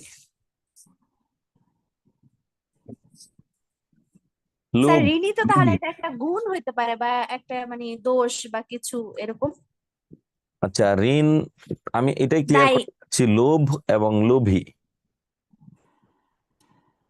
লোভ এবং লোভী, ঋণ এবং ঋণী, এই দুটো একই জিনিস। লোভ মানে কি? বিশেষ্য নাকি বিশেষণ? লোভ, লোভী। লোভ এটা লোভ অবস্থা স্যার না? বিশেষ্য। বিশেষ্য নাকি বিশেষণ? আমার কাছে বিশেষ্য মনে হচ্ছে। কেন? কেন? স্যার আপনি বলে দেন, জানি না, এই জন্যই তো আপনাকে জিজ্ঞেস করছি। আচ্ছা, লোভী, লোভী দ্বারা কাকে বুঝি? কি লোভকে নাকি ইকে যে নাকি লোভ করে, না যে লোভ করে ওই ব্যক্তিটাকে। ওই ব্যক্তিটাকে বোঝায়? ব্যক্তিকে যখন বোঝাবে তখন তার নাম হচ্ছে বিশেষ্য। আর যখন লোভ বলবো তখন এটা একটা অবস্থা, তখন এটার নাম হচ্ছে বিশেষণ। ঋণী এটা হচ্ছে বিশেষ্য, আর ঋণ এটা হচ্ছে কি বিশেষণ। ঋণ একটা অবস্থা, একটা বিষয়ের নাম না। ঋণ হচ্ছে একটা অবস্থা, ঋণী হচ্ছে একটা কি ব্যক্তি। যখন একটা ব্যক্তিকে বোঝাবে এটা তার দোষ বা গুণ। দোষ বা গুণ যদি বোঝাই তাহলে বিশেষণ, আর অপোজিটে যেটা আছে সেটা বিশেষ্য। তাহলে লোভী এটা হচ্ছে একটা দোষ অথবা গুণ একটা মানুষের, যে আমি খুব লোভী, সে খুব লোভী। হ্যাঁ, আমি তো লোভী, আমার একটা সরকারি চাকরি লাগবে, আমি কি লোভী না? চাকরির প্রতি আমার লোভ আছে, তার মানে আমি লোভী। আচ্ছা, চাকরি হওয়ার পর আমার বিয়ে শাদী করতে হবে, আমার ছেলে মেয়ে হতে হবে, আমার বড় হতে হবে ছেলে মেয়ে, আমার টাকা পয়সা লাগবে, আমার এই লাগবে, তার মানে আমি অবশ্যই লোভী। তাহলে এই যে যেটা বললাম, লোভী, ঋণী, এটা বিশেষণ, আর আগেরটা হচ্ছে একটা নাম, তাই এটার নাম হচ্ছে বিশেষ্য। ক্লিয়ার? ক্লিয়ার হয়েছেন? স্যার ওরা কলে ধরো কি বলি, বলুন। দিতে বাড়ির শীটের মধ্যে তো তাহলে ভুল আছে স্যার। শীটের মধ্যে হচ্ছে ঋণী দিয়েছে বিশেষ্য, আর ঋণ দিয়েছে আপনার বিশেষণ। আচ্ছা, এখন কি আমি যেটা বুঝিয়েছি এটা কি বুঝিয়েছেন কিনা আগে বলুন। বইয়ে ভুল থাকবেই, বইয়ে কিন্তু ভুল থাকবে। যারা চাকরি পায় সবাই কিন্তু বই ঠিক করে। এটা কিন্তু কোনো ঐশী গ্রন্থ না যে লেখা থাকবে এটা এমন কিতাব যেই কিতাবে কোনো ভুল নেই। হ্যাঁ, এটা কিন্তু এরকম কোন ধর্মগ্রন্থ না। এটা কোরআন শরীফের মতো বই না, মানুষ মাত্রই ভুলের ঊর্ধ্বে নয়। বুঝতে পেরেছেন আশা করি? আচ্ছা স্যার, তাহলে বুঝতে পারছি মানে লোভী মানে আমার, মানে লোভটা আমার একটা গুণ বা দোষ যেটা হোক ওটা প্রকাশ পাইছে, এই জন্য এটা লোভীটা হচ্ছে বিশেষণ আর লোভটা হচ্ছে বিশেষ্য। হ্যাঁ, ওকে। তাহলে স্যার এই ধনী আর ধনের মধ্যে একটু বলে দেন। ধনী আর ধন, হ্যাঁ লোভী আর লোভ, ঋণী আর ঋণ, দুটা কি দুই জিনিস নাকি একই জিনিস? স্যার, ধনী আর ধনটা একটু বলে। হ্যাঁ, ধনী একটা অবস্থা, এটা বিশেষণ, আর ধন এটা একটা নাম, বিশেষ্য। দোষবাচক গুণবাচক বিশেষ্য আছে না? Proper noun, common noun, collective noun, material noun, abstract noun, বাংলায় যেটাকে বলে গুণবাচক বিশেষ্য, সেটা হচ্ছে ধন, লোভ, ঋণ। এটা ধনী, লোভী, ঋণী, এটা বিশেষণ। সবাই কি ক্লিয়ার? একটু জি কমেন্ট স্যার। করবেন প্লিজ, সবাই ক্লিয়ার কিনা? থ্যাংক ইউ স্যার, আমি এটা নিয়ে খুবই মানে কনফিউজ ছিলাম এতদিন। আচ্ছা, তাহলে আমাদের ধ্বনি পরিবর্তন শেষ, সরি, আমাদের বাক্য শুদ্ধিকরণ শেষ, অর্থাৎ বাক্যের যোগ্যতার সাথে সম্পৃক্ত যে বিষয়গুলো ছিল এইগুলো নিয়ে আর কোনো প্রশ্ন আমাদের থাকলো না। তাহলে এখন আমাদের যেটা থাকবে সেটা একটু বুঝতে হবে, সেটা কি? গঠন অনুযায়ী বাক্য 3 প্রকার, এটা একটু বুঝতে হবে। বাকিরা একটু কথা বলতে হবে, আমি যেন বুঝি আপনি আমার সাথে ক্লাসে যুক্ত আছেন, এটা যেন আমি একটু বুঝতে পারি। বাকিরা একটু কথা বলুন, কার কার কথা বলার ইচ্ছা? এমনি তো কোনোদিন সময় দিতে পারি না ক্লাসে, আজকে সময় দিতে পারবো, বলুন। আর কার কার কথা বলার ইচ্ছা আছে?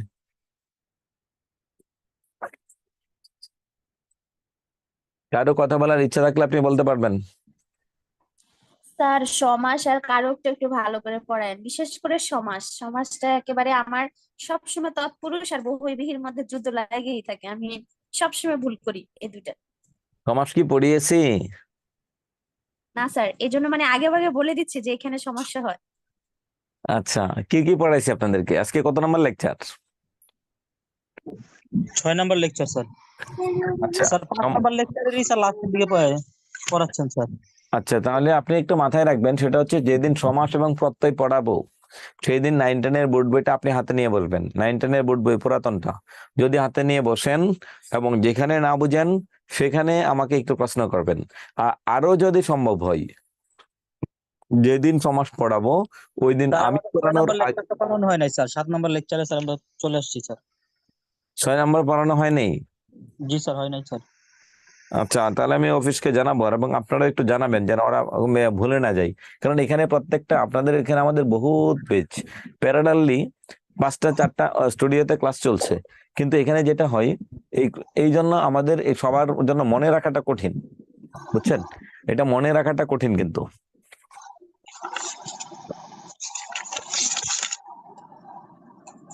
আচ্ছা, এখন আসুন আপনারা একটু জানিয়ে দিবেন কোনটা কোনটা হয়েছে কোনটা কোনটা হয় না, এটা আপনারা একটু অফিসে জানাবেন। তাহলে এখন আসুন গঠন অনুসারে বাক্যের প্রকারভেদ। বাক্য 3 প্রকার, কি কি? সরল, জটিল, যৌগিক। এখন আমাকে চিনতে হবে, আপনার পরীক্ষায় একটা প্রশ্ন আসবে, সে একটা একটা লাইন দিয়ে বলবে এটা কোন বাক্য, সরল নাকি জটিল নাকি যৌগিক। জাস্ট এই শব্দটা আসবে, এটা কোন বাক্য, সরল বাক্য না জটিল বাক্য নাকি যৌগিক বাক্য, এটা আপনাকে একটু বুঝতে হবে। তাহলে গঠন অনুযায়ী বাক্য কত প্রকার? 3 প্রকার। কি বলছি বলুন? গঠন অনুযায়ী বাক্য কত প্রকার? 3 প্রকার। সরল বাক্য, জটিল বাক্য, যৌগিক বাক্য। সরল বাক্য কি জিনিস? সরল বাক্যের সংজ্ঞায় যান। সরল বাক্যের সংজ্ঞায় কি লেখা আছে? যে বাক্যে একটি মাত্র কর্তা এবং একটি মাত্র সমাপিকা ক্রিয়া অর্থাৎ বিধেয় থাকে তাকে বলে সরল বাক্য। পুকুরে পদ্ম ফুল জন্মে, এখানে একটু দেখুন সংজ্ঞাটা খুব ভালো করে বুঝুন। এখানে আপনার পরীক্ষায় প্রশ্ন আসবেই, আর আপনার কাজ হচ্ছে একটা, সেটা হচ্ছে খুব ভালো করে দেখবেন, বুঝে উত্তর দেবেন। যেখানে একটি মাত্র কর্তা এবং একটি মাত্র কি থাকে? সমাপিকা ক্রিয়া। সমাপিকা ক্রিয়া মানে কি? যে ক্রিয়া দ্বারা বাক্যটা কি হয়? সমাপ্ত হয়। যে ক্রিয়া দ্বারা বাক্যটি সমাপ্ত হয় তাকে বলে সমাপিকা ক্রিয়া। তাহলে দেখুন, পুকুরে পদ্ম ফুল জন্মে, এখানে জন্মানোটা হচ্ছে সমাপিকা ক্রিয়া, আর হচ্ছে কি এখানে কর্তাকে পদ্ম ফুল নিজে, পদ্ম ফুল নিজে। তাহলে একটা কর্তা এবং একটা সমাপিকা থাকলেই তার নাম সরল বাক্য। কিন্তু এখন আমি যদি লিখি আমি ছাত্র, এটা কোন বাক্য? অথবা লিখলাম আমার বোন ছাত্রী, আমার বোন ছাত্রী, দুটো শব্দ লিখলাম, আমি ছাত্র এবং আমার বোন ছাত্রী। কমেন্টে লিখুন এই দুটো কোন বাক্য, সরল নাকি জটিল নাকি যৌগিক। নিচের দুইটা, আমি ছাত্র এবং আমার বোন ছাত্রী, এটা কোন বাক্য? সরল বাক্য নাকি জটিল বাক্য নাকি যৌগিক বাক্য? সরল বাক্য লিখছেন, তাহলে আমাকে বলেন এখানে সমাপিকা ক্রিয়া কোথায়? আমি ছাত্র, এখানে তো কোনো সমাপিকা ক্রিয়া নাই। আমার বোন ছাত্রী, এখানেও সমাপিকা ক্রিয়া নাই। তাহলে আমি এটা কি করে বুঝবো যে এটার নাম হচ্ছে সরল বাক্য? আমি ছাত্র এবং আমার বোন ছাত্রী, এখানে আমি কি করে বুঝবো যে এটা সরল বাক্য? সংজ্ঞার সাথে তো আমার বাস্তবতার মিল নেই। এরকম প্রশ্ন কিন্তু আমার বারবার আসে, তখন আপনাকে একটু বুঝে উত্তর দিতে হবে যে আমি এখানে কি করব। এখানে সমাপিকা ক্রিয়া নাই, সমাপিকা তো দূরে থাক, কোনো ক্রিয়াই নাই, দৃশ্যমান কোনো ক্রিয়াই এখানে নাই। তাহলে আমাকে এখানে খুঁজে বের করতে হবে যে এখানে একটা ক্রিয়াপদ ছিল যেটা এখন উহ্য আছে। এই ক্রিয়াপদটা কি? আমি ছাত্র হই অথবা আমি হই ছাত্র। তাহলে এই যে হই ছাত্র অথবা ছাত্র হই বাক্যটা বললাম, এটার নামই হচ্ছে সমাপিকা ক্রিয়া। অনেক সময় সমাপিকা ক্রিয়া উহ্য থাকে, বাক্যের মধ্যে দেখা যায় না। সমাপিকা ক্রিয়া কি করে? উহ্য, উইথড্র, অর্থাৎ হচ্ছে কি দেখা যাবে না। বলুন। স্যার গঠন অনুসারে তো স্যার অন্যান্য জায়গায় দেখতেছি স্যার 2 প্রকার, মৌলিক শব্দ, সাধিত শব্দ। স্যার আমরা তো স্যার এইভাবে শিখে আসছি স্যার। এটা তো বাক্য প্রকরণ বলছি, শব্দ তো 2 প্রকারই, একটা মৌলিক একটা সাধিত। ঘটনা অনুসারে শব্দ 2 প্রকার, যাকে ভাঙা যায় তাকে বলে হচ্ছে সাধিত, যাকে ভাঙা যায় না তাকে বলে মৌলিক। ওটা শব্দ, কিন্তু আমরা কোন অধ্যায়ে আছি? শব্দ না বাক্য? ও জি স্যার। বুঝছেন? জি জি জি। হ্যাঁ, এই ঠান্ডা মাথায় পড়তে হবে। পরীক্ষার হলে আসবে সরল বাক্য, জটিল বাক্য, যৌগিক বাক্য। আপনি দিয়ে আসবেন যে মৌলিক শব্দ আর যৌগিক শব্দ, তখন তো বিপদ। যদি পরীক্ষায় একই প্রশ্ন আসে, গঠন অনুসারে শব্দ কত প্রকার, তাহলে 2 প্রকার। গঠন অনুসারে বাক্য কত প্রকার? 3 প্রকার। দিয়ে আসবেন ভুল, বাসায় এসে কান্নাকাটি করবেন, আহারে আমি তো এই প্রশ্নটা পারতাম, পরীক্ষার হলে কেন ভুল করলাম। এটা আমাদের হতো। আমরা এই যে এরকম একটা প্রশ্ন দাগাতে গিয়ে আরেকটা দাগায় ফেলাইছি, ভাবছিলাম যে এটা উত্তর হবে বি, কিন্তু এটার উত্তর সি। আয়সা দেখি আহারে এটা তো এই প্রশ্ন না। এরকম ভুল কিন্তু আমাদের হতো। সো আপনাদের যেন না হয়, এটা মাথায় রাখবেন। তাহলে এখন সরল বাক্য মানে একটা কর্তা থাকলেই হবে, সমাপিকা ক্রিয়া থাকলে ভালো, না থাকলে সমস্যা নেই। জটিল বাক্য কি বলছে? একটি প্রধান খণ্ড বাক্যের অধীনে এক বা একাধিক আশ্রিত বাক্য পরস্পর সাপেক্ষভাবে ব্যবহৃত হয়। সাপেক্ষ মানে কি? নির্ভরশীল। বলুন, সাপেক্ষ মানে কি বোঝাই? নির্ভরশীল। এতটুকুই। যে পরিশ্রম করে সেই সুখ লাভ করে। যে সে যদি কোনো বাক্যের মধ্যে থাকে তাহলে তার নাম হচ্ছে জটিল বাক্য। যে সে যদি কোনো বাক্যে থাকে তাহলে তার নাম কোন বাক্য? জটিল বাক্য। যে সে যদি কোনো বাক্যে থাকে, তাহলে কেন যে সে থাকলে জটিল বাক্য হবে? যে একটা আরেকটার উপর নির্ভরশীল হলো। আচ্ছা, এখন আসুন যৌগিক বাক্য। দুই বা ততোধিক পরস্পর নিরপেক্ষ মানে স্বাধীন, একটা আরেকটার উপর নির্ভরশীল না। পরস্পর নিরপেক্ষ বলতে আমরা কি বুঝি? দুইটাই স্বাধীন। হ্যাঁ, যে সে যা তা যিনি তিনি, ইয়েস, এটাই। তাহলে দেখুন, পরস্পর নিরপেক্ষ মানে দুইটাই স্বাধীন। সরল বা জটিল বাক্য মিলে যদি একটা বাক্য তৈরি হয়, সরল বা জটিল বাক্য মিলে যদি কি হবে? একটা বাক্য তৈরি হয়, তাহলে তার নাম হচ্ছে যৌগিক বাক্য। জননেতা জনগণকে উৎসাহিত করলেন ভোটে, কিন্তু কোনো পথ দেখাতে পারলেন না। কিন্তু কোনো পথ দেখাতে পারলেন না, এই যে শব্দগুলো আমরা বললাম, এই শব্দগুলো একটু বুঝতে হবে। তা আমি সংজ্ঞা বাক্য চেনার আগে আমরা একটু কৌশল শিখে আসবো। খাতা কলম নেবেন, একটু লিখতে হবে আপনাকে।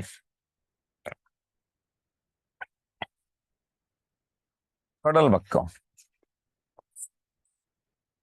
সরল বাক্য চেনার কিছু উপায়, কৌশল লিখুন। এ, লে, লেউ। যদি কোনো বাক্যে এগুলো থাকে তাহলে তার নামই হচ্ছে সরল বাক্য। এ, লে, লেউ। দ্বারা, ছাড়া, জন্যে, কারণে, সত্ত্বেও।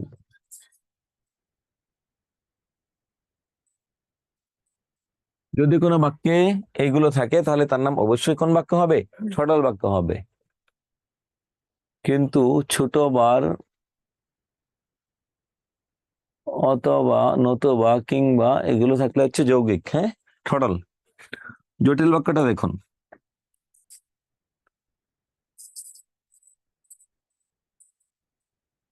যদি কোনো বাক্যের মধ্যে যে সে, যিনি তিনি,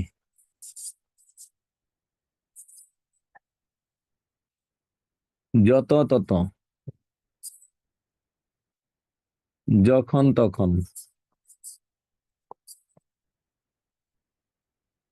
যদি যদিও, এগুলো যদি কোনো বাক্যে থাকে তাহলে তার নাম হচ্ছে যৌগিক বাক্য। জটিল বাক্য।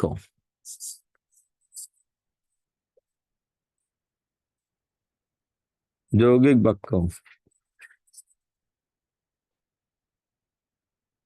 অথবা, নতুবা, কিংবা, কিন্তু, নইলে,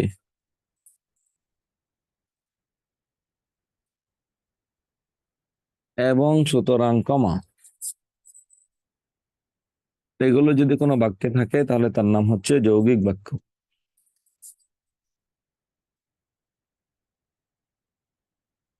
তিনটা লাইন লিখবেন, দুইবার পড়বেন, একটু বোঝার চেষ্টা করবেন, এরপরে হচ্ছে আমরা আবার আলোচনায় আসবো। তিনটা লাইন লিখুন, স্যার বার পড়ুন। কোশ্চেনে যদি জটিল মিশ্র দুইটাই থাকে, আমরা কি জটিল দাগাবো না মিশ্র দাগাবো? কোনটা কোনটা? স্যার অনেক সময় কোশ্চেনে দেখা গেছে জটিল মিশ্র দুইটাই থাকে অপশনে, তাহলে হুম, সেক্ষেত্রে কোনটা দাগাবো? জটিল দাগাবো না? জটিল বা মিশ্র দুইটা থাকলে আপনি একটু দেখে উত্তর দিতে হবে। অপশনে যেটা প্রথমে লেখা আছে সেটা উত্তর দিবেন, যেটা অপশনে প্রথমে থাকবে সেটা উত্তর দিবেন। বুঝছেন? জি স্যার। ওকে, আপনার সময় 2 মিনিট। 1 মিনিটের, 2 মিনিটের ব্রেক নিচ্ছি, আপনি 2 মিনিটে একটু পড়ুন। এই তিনটা লাইন ভালো করে পড়ুন, 2 মিনিটের ব্রেক নিচ্ছে, 2 মিনিট পরে শুরু করছি।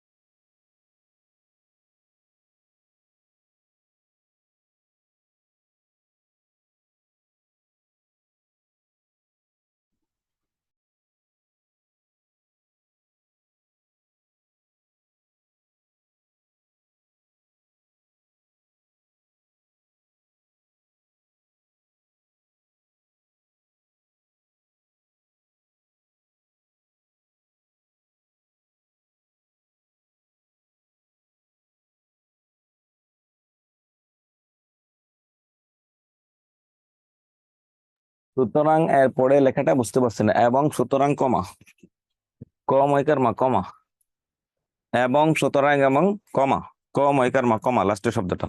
এখন একটু দেখবেন এখানে, এখন এখানে একটু খেয়াল করবেন যে এই তিনটা বাক্য থাকলে তাহলে তার নাম হচ্ছে কোনটা সরল, কোনটা জটিল, কোনটা যৌগিক। দিন শেষে আপনাকে একটা জিনিস মাথায় রাখতে হবে, সরল মানে একটা অংশ, জটিল মানে দুইটা অংশ, একটা আরেকটার উপর নির্ভরশীল। আর যৌগিক মানে দুইটা অংশ কেমন, একটা আরেকটার উপর নির্ভরশীল নয়।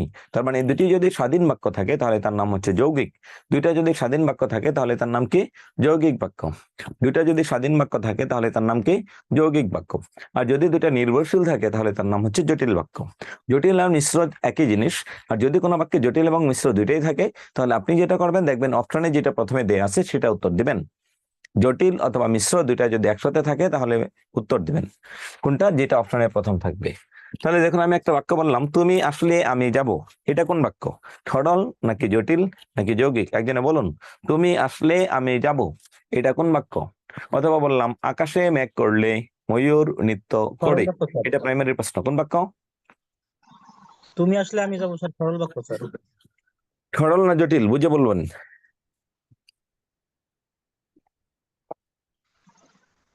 সরল নাকি জটিল কোনটা হবে বুঝে বলবেন।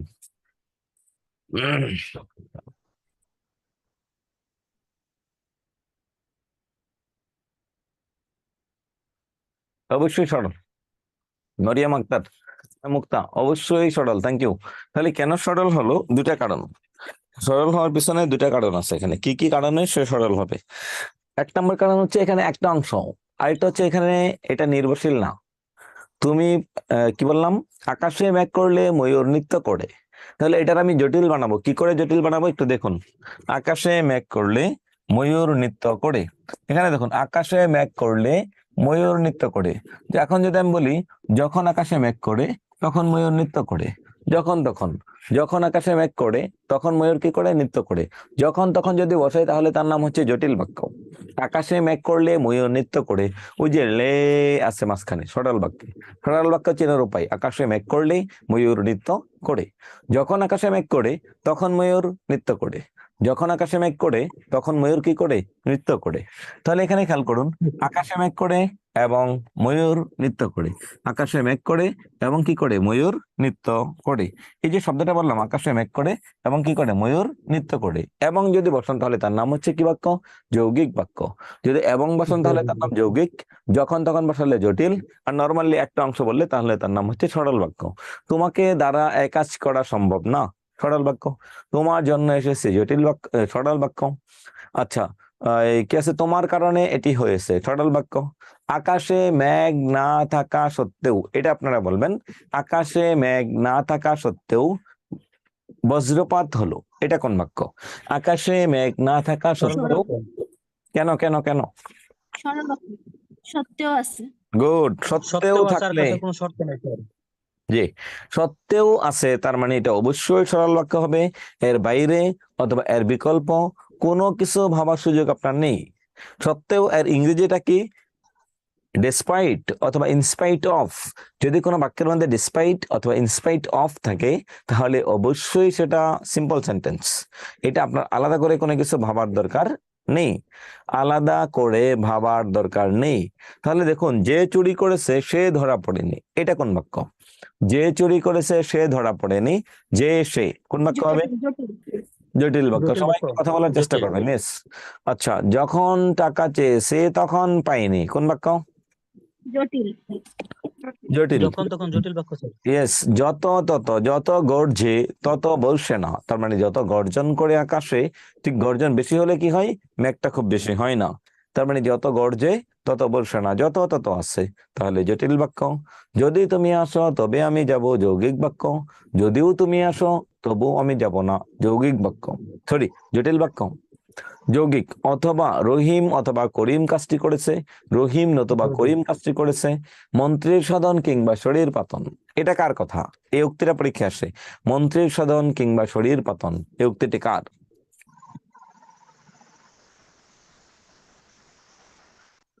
কমেন্ট করবেন প্লিজ, বা বলুন একটু। মন্ত্রীর সাধন বিখ্যাত মধ্যযুগের সর্বশেষ কবি,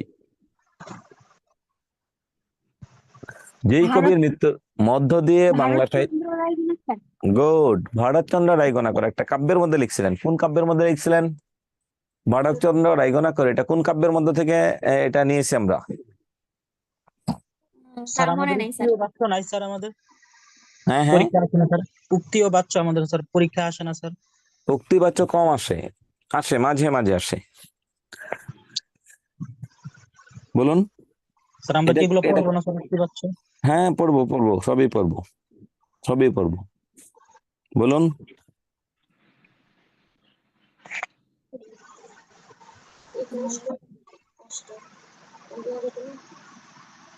বলুন কোন বাক্য হবে? স্যার অপশন মনে নেই।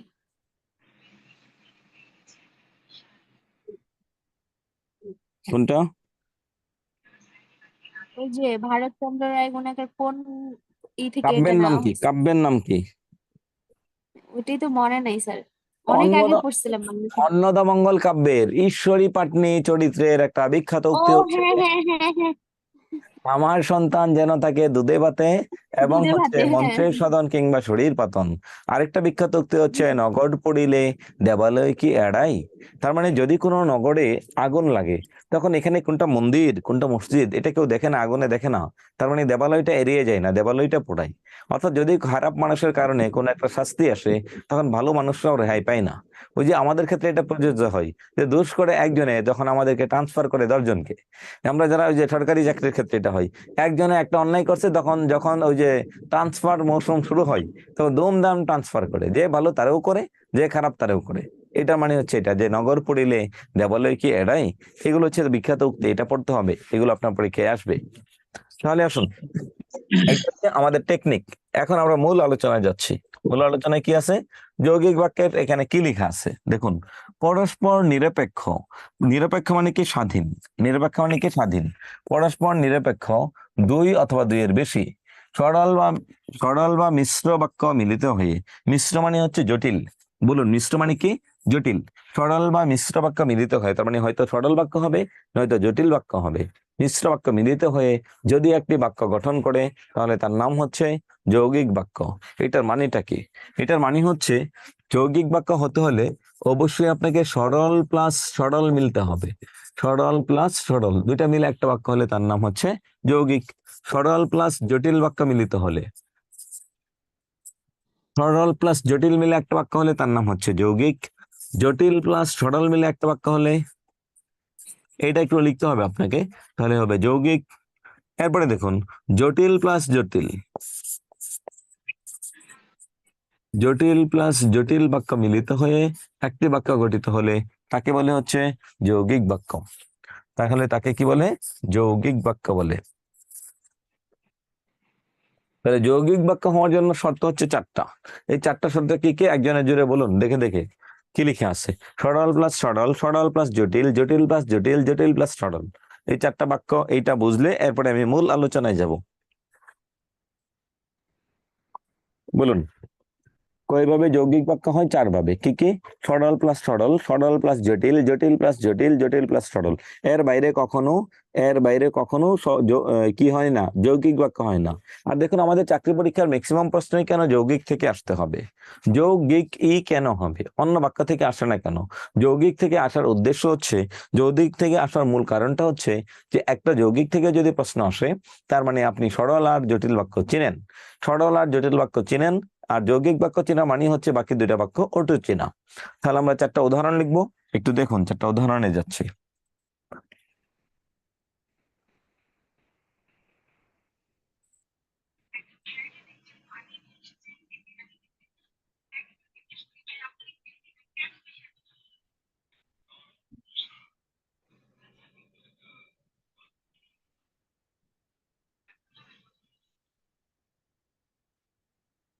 আমরা 4টা বাক্য লিখবো।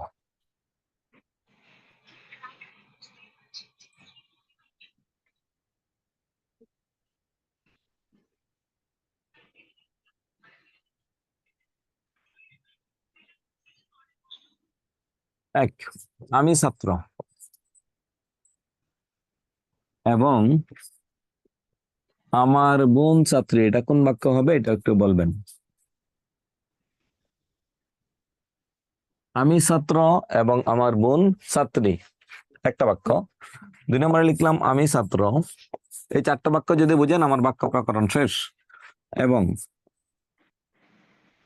আমার সাথে যে মেয়েটি এসেছিল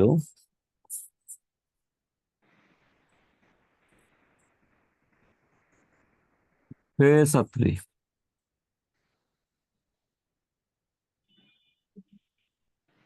3, যে চুরি করেছে সে ধরা পড়েনি।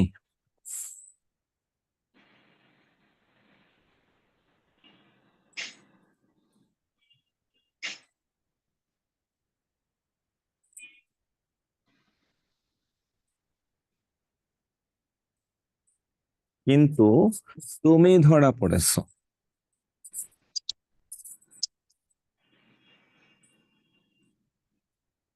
যে চুরি করেছে সে ধরা পড়েনি, কিন্তু কি করেছো, তুমি ধরা পড়েছো। গুড। এই 4টাই কি বাক্য? যৌগিক বাক্য। হ্যাঁ, আরেকটা বাক্য লিখবো। যখন টাকা চেয়েছে তখন পাইনি।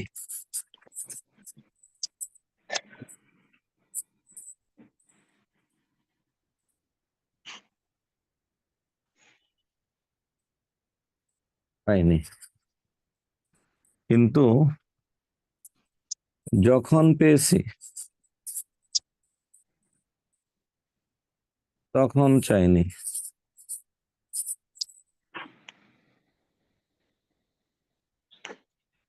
এখানে দেখুন 4টা বাক্য, একটু লিখুন। এই 4টা বাক্য যদি বোঝেন দুনিয়া সব ক্লিয়ার, আপনার দুনিয়ার সকল বাক্য স্যার বুঝতে ক্লিয়ার। পারছেন? আচ্ছা, 4টা বাক্য কি বুঝছেন কেমনে হয়েছে? জি স্যার, আমি বলতে পারবো। বলুন 4টা বাক্য কি কি। স্যার প্রথম বাক্য আমি ছাত্র, এটা সরল। আমার বোন ছাত্রী, এটাও সরল বাক্য। এই দুটা সরল বাক্য সংযুক্ত হয়েছে এবং দিয়ে, তাই এটা হচ্ছে যৌগিক বাক্য।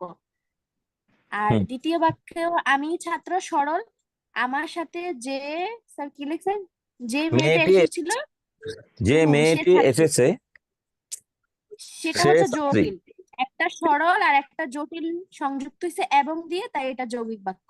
হুম। তারপর যে চুরি করেছে সে ধরা পড়েনি, এটা হচ্ছে জটিল। তুমি ধরা পড়েছো, এই দুটাকে সংযুক্ত করছে কিন্তু, তাই এটা যৌগিক বাক্য। আর যখন টাকা চেয়েছি তখন পাইনি, যখন তখন হচ্ছে জটিল বাক্য। আর হচ্ছে এই দুটা জটিলকে কিন্তু দিয়ে সংযুক্ত হয়েছে, তাই এটা যৌগিক বাক্য। আপনার নাম কি? নাজমুন নাহার। জি। নাজমুন নাহার। আচ্ছা, এরপর ছেলেদের মধ্যে একজনে বলুন এই 4টা উদাহরণ বুঝান। Thank you, thank you, thank you. আমি এটাই বোঝাতাম। আমি এটা বোঝানোর অর্ধেকটা আপনাকে হিন্টস দিয়েছি, যেন আপনি বলতে পারেন। ছেলেদের মধ্যে আরেকজন বলবেন, কে বলতে পারবেন?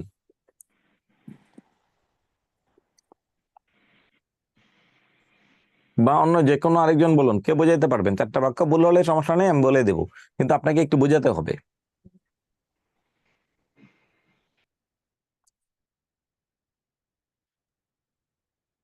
কেউ নাই বলার মতো?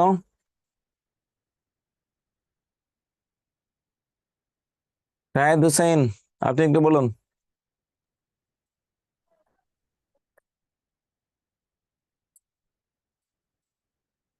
নাজনীন সুলতানা, আপনি একটু বলুন।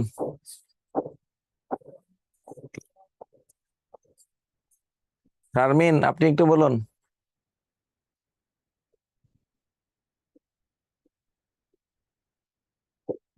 আপনারা কি ক্লাসে আছেন নাকি নাই? বলতে না পারলে কিন্তু আমাকে বলবেন, আমি কিন্তু বোঝাবো।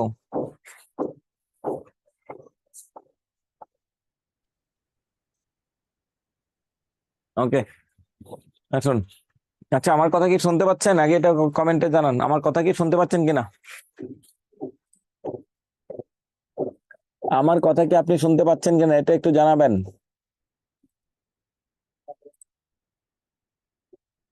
ওকে, আসুন দেখুন। একটু আগে কি বলছিলাম এখানে, পরস্পর নিরপেক্ষ দুই বা ততোধিক সরল বা মিশ্র বাক্য মিলিত হয়ে যে বাক্য হয় তার নাম যৌগিক বাক্য। তাহলে যৌগিক বাক্য কি করে হয় এটা একটু দেখুন, আমরা একটু ক্লিয়ার করছি। যৌগিক বাক্য বলছিলাম 4 ভাবে হয়। কি কি? 1 নম্বরে কি বলছিলাম? সরল প্লাস সরল, সরল প্লাস সরল। 2 নম্বরে কি? সরল প্লাস জটিল। 3 নম্বরে হচ্ছে জটিল প্লাস জটিল, জটিল প্লাস জটিল। 4 নম্বরে জটিল প্লাস সরল। এই 4 ভাগে হয়, আর 4 ভাগের বাইরে কখনো যৌগিক বাক্য হতে পারে না। এই 4 ভাগের বাইরে কখনোই যৌগিক বাক্য হতে পারে না। তাহলে দেখুন 1 নম্বরে একটা বাক্য লিখলাম কি, আমি ছাত্র, এটা হচ্ছে একটা সরল বাক্য। আমার বোন ছাত্রী, এটার নাম হচ্ছে একটা সরল বাক্য। এবং দ্বারা দুটা বাক্যকে যুক্ত করেছি কোন বাক্যে, অথবা নতুবা কিংবা কিন্তু নইলে, এবং সুতরাং কমা, এবং থাকলে কি হয় যৌগিক বাক্য। এখানে এবং আছে, তার মানে এটাও যৌগিক বাক্য। কিন্তু থাকলে যৌগিক বাক্য, এখানেও কিন্তু আছে, কিন্তু থাকলে কি হবে যৌগিক বাক্য। শেষ। অথবা নতুবা কিংবা কিন্তু নইলে এবং সুতরাং কমা যদি কোনো বাক্যে থাকে তাহলে তার নামই হচ্ছে যৌগিক বাক্য। তাহলে দেখুন উপরেরটা যৌগিক, সরল আর সরল মিলে একটা বাক্য হলো। আমি ছাত্র, এটার নাম সরল বাক্য। আমার সাথে যে মেয়েটি এসেছিল সে ছাত্রী, যে সে কোনো বাক্যে থাকলে তাহলে তার নাম হচ্ছে কি যৌগিক বাক্য। যে সে যদি কোনো বাক্যে থাকে তাহলে তার নাম হচ্ছে কি যৌগিক বাক্য। তাহলে এখানে যে সে, এটা জটিল বাক্য, স্যার যে এটার নাম হচ্ছে একটা জটিল বাক্য। হবে হ্যাঁ, আর এটার নাম হচ্ছে একটা সরল বাক্য। দুইটা মিলে যখন একটা বাক্য হয় তার নাম হচ্ছে যৌগিক বাক্য। যে চুরি করেছে সে ধরা পড়েনি, যে সে, তাই এটার নাম হচ্ছে জটিল বাক্য। তুমি ধরা পড়েছো, একটা বাক্য সরল বাক্য। একটা জটিল একটা সরল মিলে যে বাক্য হয় তাহলে তার নাম হচ্ছে যৌগিক বাক্য। কিন্তু থাকলেও কি হয় যৌগিক বাক্য। যখন টাকা চেয়েছি তখন পাইনি, কিন্তু যখন পেয়েছি তখন চাইনি। আবার এই যখন তখন, যখন তখন যে শব্দগুলো আছে, যখন তখন যদি কোনো বাক্যে থাকে তাহলে তার নাম হচ্ছে জটিল বাক্য। আবার যখন তখন আছে, তার নাম জটিল বাক্য। দুইটা জটিল বাক্য মিলে যখন একটা বাক্য হবে তাহলে তার নাম হচ্ছে যৌগিক বাক্য। সবাই কি বুঝেছেন কিনা? কিন্তু কমেন্ট আমাকে ইয়েস বা নো জানাবেন, বুঝেছেন কিনা, বা এই পর্যন্ত কারো কোনো প্রশ্ন আছে কিনা। 1 নম্বর প্রশ্ন হচ্ছে যে সবাই বুঝেছেন কিনা, 2 নম্বরে হচ্ছে এই পর্যন্ত কোনো প্রশ্ন আছে কিনা। দুটা জিনিস ক্লিয়ার করবেন। ওকে, বলুন।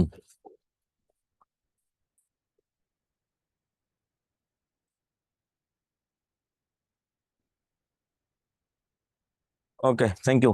এরপরে যেমন হচ্ছে আমরা বাক্য প্রকরণ পড়লাম, তাহলে বাক্য পড়লাম, বাক্য শুদ্ধি পড়লাম, বাক্যের গুণাগুণ পড়লাম। এরপরে কি আছে আমরা একটু দেখি।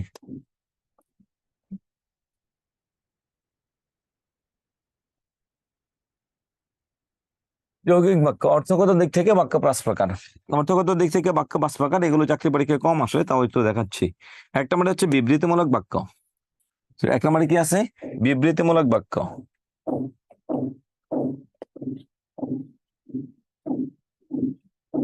বিবৃতিমূলক বাক্য মানে হচ্ছে ইংরেজি হচ্ছে অ্যাসার্টিভ সেন্টেন্স। অ্যাসার্টিভ, অ্যাসার্টিভ বলতে আপনি কি বোঝেন? ASSERTIVE, যে কোনো কিছুর ঘটনা বর্ণনা করা বোঝায়। যে বিবৃতিমূলক বাক্য মানে কি, আমি ছাত্র, হ্যাঁ আমি ছাত্র, থ্যাংক ইউ, আমি ছাত্র, এটার নাম হচ্ছে সরল, এটা হচ্ছে একটা বিবৃতিমূলক বাক্য। সেটা হতে পারে অ্যাসার্টিভ সেন্টেন্স 2 প্রকার, একটার নাম হচ্ছে অ্যাফার্মেটিভ, একটার নাম হচ্ছে নেগেটিভ। অ্যাফার্মেটিভ মানে হচ্ছে পজিটিভ, আর নেগেটিভ মানে হচ্ছে পজিটিভ, আর এটা হচ্ছে নেগেটিভ। অর্থাৎ একটা বাক্য যদি কোনো একটা শব্দ দ্বারা কোনো সাধারণত কি করা বোঝাবে, সাধারণ কোনো কথাবার্তা বোঝায়। আমার নাম রহিম, আমি ভাত খাই, আমার বাড়ি অমুক জায়গায়, আমি পড়ালেখা করি। হ্যাঁ, তুমি কি এটা তুমি তো রহিম নও। হাবোধক অথবা নাবোধক কোন বাক্য যদি বুঝাই তাহলে তার নামই হচ্ছে বিবৃতিমূলক বাক্য। এরপরে যাবেন অনুজ্ঞা সূচক। অনুজ্ঞা সূচক বলতে আমরা কি বুঝি? আদেশকে বুঝি। 5টা বাক্যকে বুঝি। 2 নম্বরে কি বুঝি? নিষেধকে বুঝি।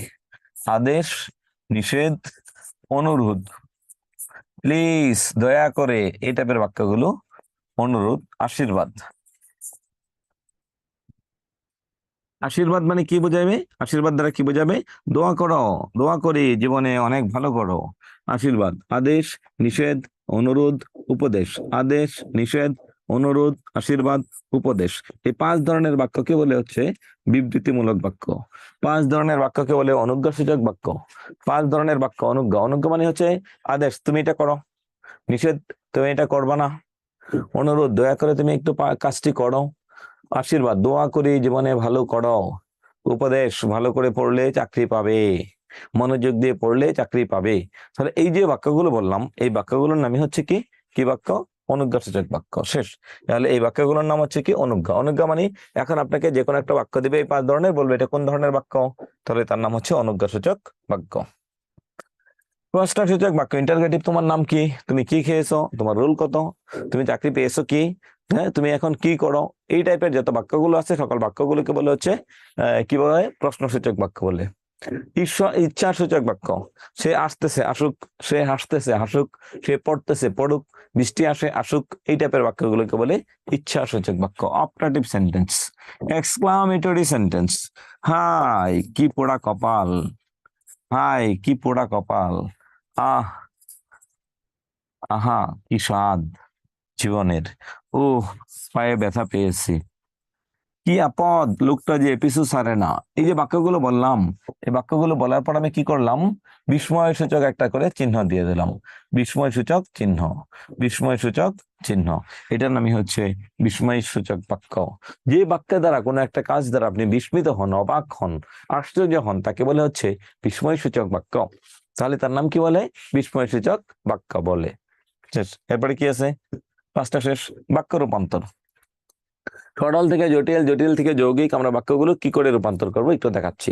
এতক্ষণ যে আমরা সরল থেকে জটিল বাক্য পড়লাম, সরল বাক্য মিশ্র বাক্য হয়, এই বাক্যগুলো আমরা একটু রূপান্তর করব।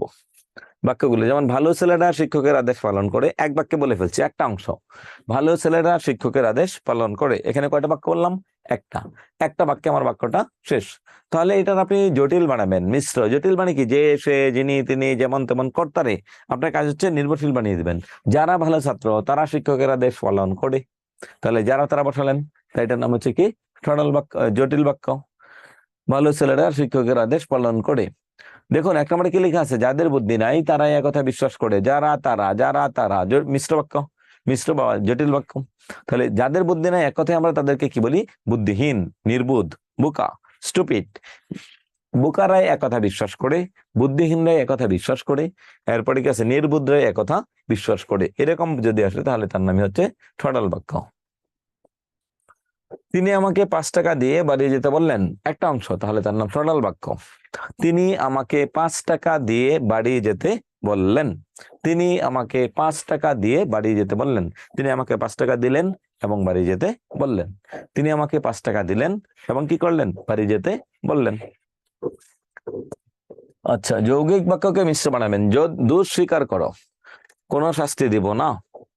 আচ্ছা, তো তাহলে আমি এটা যে সে যিনি তিনি যেমন তেমন এরকম বসাতে হবে। যদি দোষ স্বীকার করো তাহলে কোনো শাস্তি দেব না। একটু আগে বলছিলাম এবং সুতরাং কমা কোনো বাক্যে থাকলে তাহলে তার নাম কি হয়, যৌগিক বাক্য হয়। তবে শর্ত হচ্ছে, যদি যৌগিক মানে কি দুই পাশের দুইটা স্বাধীন যদি হয় তাহলে তার নাম হচ্ছে যৌগিক, আর দুই পাশের দুইটা যদি হচ্ছে নির্ভরশীল হয় তাহলে তার নাম জটিল। দেখুন এখানেও কমা আছে, এখানেও কমা আছে, তাহলে আমি কি করে আলাদা করব। এখানে দেখুন, যদি দোষ স্বীকার করো, দোষ স্বীকার করো, তোমাকে কোনো শাস্তি দেব না, তাহলে এটার নাম কোন বাক্য, যৌগিক বাক্য। যদি দোষ স্বীকার করো, এখানেও কমা এখানেও কমা, তাহলে এখানে দেখুন কি আছে, যদি। যদি মানে কি, যদি মানে হচ্ছে কন্ডিশন, ইফ তার মানে শর্ত, নির্ভরশীল, আর এটা স্বাধীন, তাহলে তার নাম যৌগিক, আর এটার নাম হচ্ছে মিশ্র। যদি সে কাল আসে তাহলে আমি যাব, এটার নাম হচ্ছে মিশ্র বাক্য। মিশ্র মানে কি, নির্ভরশীল, যদি শব্দটা দেয়া আছে। আচ্ছা, সে কাল আসবে এবং আমি যাব, সে কাল আসবে এবং আমি যাব, এবং এখানে আলাদা দুটো অংশ, তাহলে এটার নাম হচ্ছে যৌগিক বাক্য। বাংলা বানান শুদ্ধিকরণ, হ্যাঁ, এটা বইয়ে যা আছে তাই পড়তে হবে। অগ্নি বিনা, অগ্নি বিনা বানানে সাধারণত ইকার হয়, রসি ইকার, অগ্নি।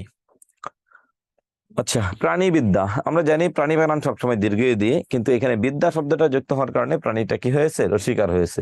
প্রতিদ্বন্দ্বী বানানে সবসময় দীর্ঘ ইকার। দেখুন শব্দের শেষে জগৎবাচক শব্দ, বিদ্যা, বিদ্যা, সভা, তা, নি, পরিষদ, তত্ত্ব ইত্যাদি থাকলে তার পূর্বে দীর্ঘ ইকার সবসময় রসিকার হয়। এটা আপনার পিডিএফ এ দেয়া আছে, আপনি এখান থেকে মুখস্থ করবেন। এটা আপনার পিডিএফ এর মধ্যে ফুল দেয়া আছে, আপনার কাজ হচ্ছে পিডিএফটা দেখে দেখে একটু মুখস্থ করবেন, পিডিএফ অথবা লেকচার শিট। এটা বোঝানোর তেমন কিছু নাই। যেমন পুরুষবাচক শব্দ, গুণী, পুরুষ, সুখী, পুরুষ, তাহলে কি আছে, মেধাবী, পুরুষ। তাহলে মেধাবী আর স্ত্রীবাচক শব্দ কি, মেধাবিনী। যদি বলি মেয়েটি খুব মেধাবী তাই বিসিএস ক্যাডার হয়েছে, মেয়েটি খুব মেধাবী তাই সে প্রাইমারিতে চাকরি পেয়েছে, এটা ভুল। মেয়ে কখনো মেধাবী হতে পারে না। তাহলে মেয়ের স্ত্রীবাচক হচ্ছে কি, মেধাবিনী, মায়াবিনী, এটা। কর্মী পুরুষ, জয়ী পুরুষ, শ্রমী পুরুষ, এগুলো স্ত্রীবাচক শব্দ আছে। আবার কিছু কিছু শব্দে, এই যে জামিনী, সখী, লাস্টে দীর্ঘ ইকার হয়। বেগ্রী, বাঘ মানে পুরুষ, আর বেগী মানে হচ্ছে মেয়ে যে অন্য একটা বাক্যে জন্ম দেয়। নদী স্ত্রীবাচক, কারণ সে তা অনেকগুলো শাখা প্রশাখা জন্ম দেয়। তরি, নৌকা, রজনী, তার আলুটা কম, ইন্দ্রাণী, ইন্দ্র থেকে আসছে ইন্দ্রাণী, তাহলে ইন্দ্রর ওয়াইফকে বলে ইন্দ্রাণী। রজনীতে, সূর্য হচ্ছে পুরুষবাচক শব্দ, কারণ সূর্যের তেজ বা দীপ্তটা একটু বেশি, পুরুষ মানুষের আগে একটু বেশি থাকে, আর মেয়েরা থেকে অনেক বেশি ধৈর্যশীল। মেয়েরা মায়ের জাতি, অনেক ধৈর্য সহ্য করে একটা সন্তানকে জন্ম দিতে হয়, একটা সন্তানকে লালন পালন করতে হয়। বাচ্চাটা খাই না, মা সারাদিন ধরে ধরে ধরে ধরে বাবা খাও খাও খাও, হ্যাঁ খাওয়াচ্ছে। যদি বাপেরা দায়িত্ব দেয়, 2 দিন খাওয়ানোর পর 3 দিন দেখবেন বাবা আর দুনিয়াতে নাই, বাবা আছে আর বাচ্চা নাই, হ্যাঁ না খেয়ে মারা গেছে, কারণ বাবারা আর এটা পারবে না। যুদ্ধ করা এ- আরেকটু মনে হয় সহজ কাজ। হ্যাঁ, যুদ্ধ করাও মনে হয় আরেকটু সহজ কাজ, বাচ্চাকে খাওয়ানো যতটা কঠিন কাজ। আপনার কি বাচ্চা আছে? জি স্যার, কয়জন? আমার একটা মেয়ে আছে, একটাই মেয়ে, 2 বছর বয়স। 3 জন? আপনি তো জীবন যুদ্ধে 3 ধাপ এগিয়ে গেছেন। আপনার বড় সন্তানের বয়স না কত? না না স্যার, একটাই মেয়ে বলছি, একটা মেয়ে 2 বছর বয়স। 2 বছর বয়স। আপনি জীবন যুদ্ধে 1 ধাপ 2 ধাপ এগিয়ে আছেন, এক বিয়ে করেছেন, একটা এগিয়ে আছেন, আরেকটা হচ্ছে যে ওই যে বাচ্চা আছে, এখান থেকে আরেকটা ধাপ এগিয়ে আছেন, বুঝছেন? আর চাকরি হওয়ার পরে কিন্তু স্যার যাদের আসল ধাপে তো এখন পর্যন্ত যাইতে পারিনি, চাকরির জন্য তো অনেক চেষ্টা করতেছি, এখন পর্যন্ত তো হচ্ছে না। চেষ্টা করেন, লেগে থাকুন, চেষ্টা করুন, লেগে থাকুন, হবে। আল্লাহ যদি রহমত করে হবে, আপনি চেষ্টা করুন, লেগে থাকুন। আর একটা জিনিস মাথায় রাখবেন, আপনি চাকরিটা হওয়ার 1 বছর পরেই, চাকরিটা হওয়ার 1 বছর পরে আপনি অন্যদের চাইতে 1,000 টাকা বেশি বেতন পাবেন। কেন জানেন?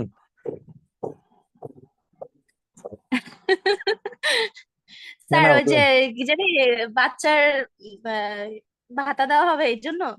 বাচ্চাদের শিক্ষা ভাতা, হ্যাঁ। এটা এখন ধরেন যে মেয়েটা বিয়ে করে নাই সে তো পাবে না, যে বিয়ে করেছে বাচ্চা নাই সেও পাবে না, যে বিয়ে করেছে বাচ্চার বয়স 4 বছর হয় নাই সেও পাবে না। তার মানে আপনি একটু অ্যাডভান্স না? স্যার বললেন যে বিয়ে করে নাই বাচ্চা নাই সে এখন যেভাবে পড়াশোনা করতে পারে আমি তো ওইভাবে পারি না, এই যে বললাম না 60-র উপরে উঠতেই পারি না, ওর পিছনে দৌড়াইতে দৌড়াইতে সারাদিন চলে যায়। এইটা তো স্বাভাবিক, আপনার 2 ঘন্টা পড়া আর ওর 4 ঘন্টা পড়া দুইটা সমান, কারণ আপনি অনেক প্যারা নিয়ে 2 ঘন্টা পড়বেন, আর ও তো সারাক্ষণ এমনি কোনো প্যারা নাই, এমনি পড়তেছে, বুঝছেন? আপনি জীবন যুদ্ধে একটা ধাপ এগিয়ে আছেন, সো আপনার কোনো টেনশন নাই। এখন আপনি যে কোনো মূল্যে প্রিলি পাস করতে হবে, যে কোনো মূল্যে, যত কষ্টই করেন না কেন, যত কষ্টই করতে হয়, আপনার কাজ হচ্ছে যে কোনো মূল্যে প্রিলি পাস করতে হবে, বুঝছেন? জি স্যার, দোয়া করবেন। হ্যাঁ, ফি আমানিল্লাহ। দীর্ঘ ই কার্যক্ত আরো কিছু শব্দ আছে, এটা মুখস্থ করবেন, এগুলো যা আছে সব মুখস্থ, এগুলো কিন্তু আমার বোঝানোর কিচ্ছু নাই, উপরে সব লিখে দিয়ে আছে যে কোনটাতে রস্বইকার হবে, কোনটাতে দীর্ঘইকার হবে। হ্যাঁ, এখানে দেখুন আগের শব্দটা ইসলাম, অশুদ্ধ শব্দ, কারণ ইসলাম আমরা যা বলি ইসলাম উচ্চারণ করি, কিন্তু ইসলাম শব্দটা যখন আমরা বানান করবো তখন কিন্তু দন্তা স দিয়ে লিখতে হবে, স দিয়ে লিখলে হবে না। কর্নেল বানানে ভুল আছে, কারণ কর্নেলের উপরে রেফ থাকলেও এটা বিদেশি শব্দ হওয়ার কারণে এখানে মূর্ধন্য হবে না, দন্তান্ন হবে। ব্যারিস্টার এটা বিদেশি শব্দ, তাই মূর্ধন্য স হবে না। বামুন এটাও বিদেশি শব্দ, তাই এখানে মূর্ধন্য হবে না। আচ্ছা, এখন আসুন, এরপরে হচ্ছে দন্তাস কয় এবং দন্তাস স। তো কখন দন্তান্ন হবে, কখন মূর্ধন্য হবে? নত্যবিধান কি পড়িয়েছিলাম আপনাদেরকে? নত্যবিধান কি পড়িয়েছিলাম? নত্যবিধান। জি স্যার, নব্যবিধান সত্যবিধান পড়ানো হয়েছে। আচ্ছা, ওই দিন দেখুন আমরা বলেছিলাম যে যদি শব্দের শেষে, যদি কোনো শব্দের মধ্যে অ অথবা আ থাকে তাহলে দন্তাস স হবে, অ আ ছাড়া অন্য কিছু থাকলে মূর্ধন্য স হবে। বাকিগুলোতে তাহলে আমি, মধ্যবিত্ত হবে। হ্যাঁ, আবিষ্কার, আবি, লাস্টে ই আছে তাই মূর্ধন্য স। পরিষ্কার, পরি, ই আছে তাই মূর্ধন্য স। দুষ্কর, দু, উ আছে তাই মূর্ধন্য স। দুষ্কার্য মূর্ধন্য স। নিষ্ফল, নি, ই আছে মূর্ধন্য স। জ্যোতিষ্ক, তি, ই আছে তাই মূর্ধন্য স। যদি শব্দের শেষে ই বা উ থাকে তাহলে মূর্ধন্য স হয়, কিন্তু অ থাকলে মূর্ধন্য স হয় না। নম, অ, তাই এখানে কি হয়েছে? দন্তাস। আচ্ছা, দন্তস্ব। তিরস্কার, তীর, ও আছে ভিতরে, তাই এখানে কি হবে? দন্তাস্ব। কুসংস্কার, এখানে সং অ আছে, তাই এখানে কি হবে? দন্তাস্ব। তাহলে অ আ ছাড়া অন্য সকল স্বরবর্ণের পরে কি হয়? মূর্ধন্য স হয়, কিন্তু অ আ থাকলে কি হয় না? মূর্ধন্য স হয় না। অ আ থাকলে কখনোই কি হয় না? মূর্ধন্য স হয় না। এরপরে আসুন, আলি শব্দ যুক্ত, সন্ধি গঠিত, প্রত্যয় গঠিত, এখানে যা আছে আপনি শুধুমাত্র মুখস্থ করবেন। যেমন এখানে কিছু সমাস গঠিত শব্দ, আকণ্ঠ মানে হচ্ছে কণ্ঠ পর্যন্ত, এটা সঠিক, কিন্তু আকণ্ঠ পর্যন্ত এটা হয় না, মানে কণ্ঠ পর্যন্ত, পর্যন্ত দুইবার বললে ভুল। আরোহী গণ, এখানে খেয়াল করুন, আরোহী বানানটা হচ্ছে রসিকার দিয়ে, আরোহী। নিষ্পাপী না, যার কোনো পাপ নাই তাকে আমরা বলি নিষ্পাপ, নিষ্পাপই বলি না, যার কোনো পাপ নাই তাকে বলে নিষ্পাপ। পুরুষ হলেও নিষ্পাপ, মেয়ে হলেও নিষ্পাপ। আচ্ছা, বিবিধ শুদ্ধ শব্দ যা আছে এখান থেকে শুধু দেখে পড়বেন। এখানে দেখুন, এখানে কি লেখা আছে, নিচের কোনটি শুদ্ধ শব্দ, এইগুলো মুখস্থ করতে হবে আপনাকে। প্রত্যেকটা লেকচার শিট এবং বইয়ে যতগুলো উদাহরণ আছে সবগুলোই মুখস্থ করবেন। উদাহরণ যতগুলো আছে সবগুলোই মুখস্থ করে ফেলবেন, যতটুকু উদাহরণ আছে। কি আছে এক নম্বরে দেখুন, অধোগতি। অধোগতি এটা মুখস্থ করবেন। অধোগতি বানানে ধয়ের মধ্যে উকার দেয়া আছে, অধোগতি। আদ্যাক্ষর নাকি আদ্যক্ষর, দেখুন আদ্যাক্ষর মানে হচ্ছে আদি যোগ অক্ষর, আদ্যাক্ষর সন্ধি বিচ্ছেদ। 3 নম্বর, নিচের কোন বানানটি সঠিক? তেজস্ক্রিয়তা। তেজস্ক্রিয়তা বানানের মধ্যে হচ্ছে দন্তা সই কই রফলা আর হচ্ছে রসি ইকার, এখানে আছে দীর্ঘ ইকার, এটা ভুল।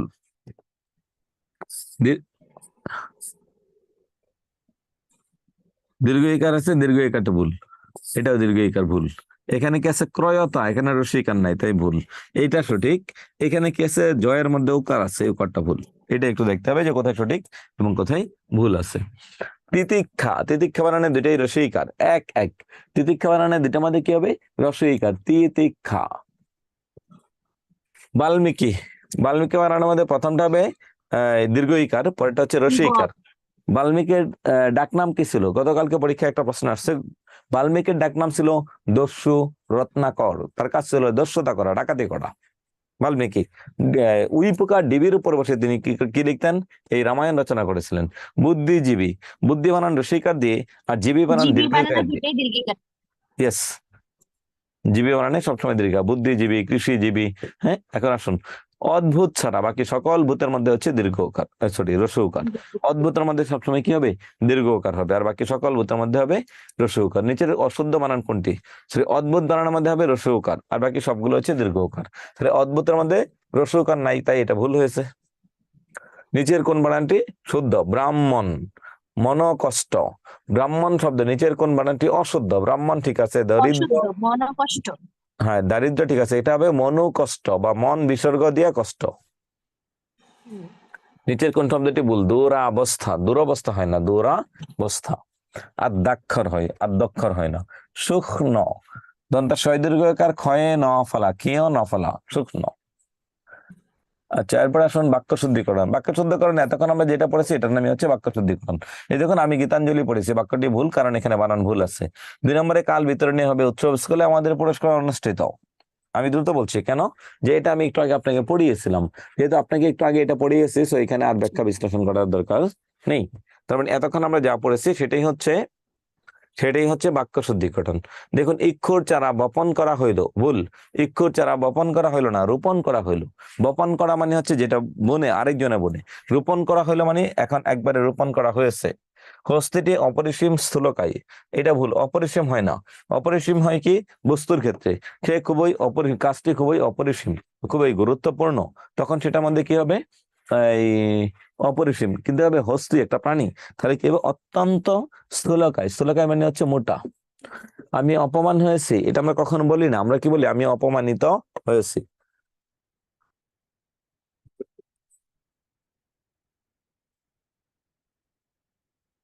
জ্বর হ্রাস হইয়াছে না, জ্বরের হ্রাস হইয়াছে। ইহা আবশ্যক নাই, ইহার আবশ্যকতা নাই। ইদানিং সাবকাশ নাই, হ্যাঁ সাবকাশ হয় না, তাহলে কি লিখবেন? ইদানিং অবকাশ নাই। তাহলে এই বাক্যগুলো একটু আগে আমরা যেটা বলছিলাম, ইদানিং কালে দিলে কিন্তু সঠিক ছিল না। ইদানিং কালে দিলে কি হতো? বাক্যটা ভুল হতো, এটা একটু মনে রাখবেন। বাকি যে অংশটুকু আছে আপনি পিডিএফ অথবা লেকচার শিট দেখলেই আপনি পারবেন আশা করি। তাহলে এখন বলুন, আপনাদের কোনো প্রশ্ন আছে কিনা? আমাদের আজকের ক্লাসে আপনার কোনো প্রশ্ন আছে কিনা?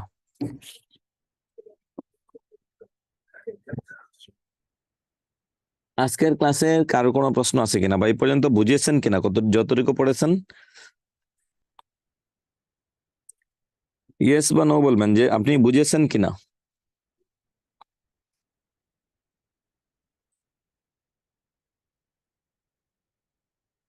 জি স্যার, ওকে। আর কি কোনো প্রশ্ন আছে আপনাদের কারো? আপনাদের কি কারো কোনো প্রশ্ন আছে?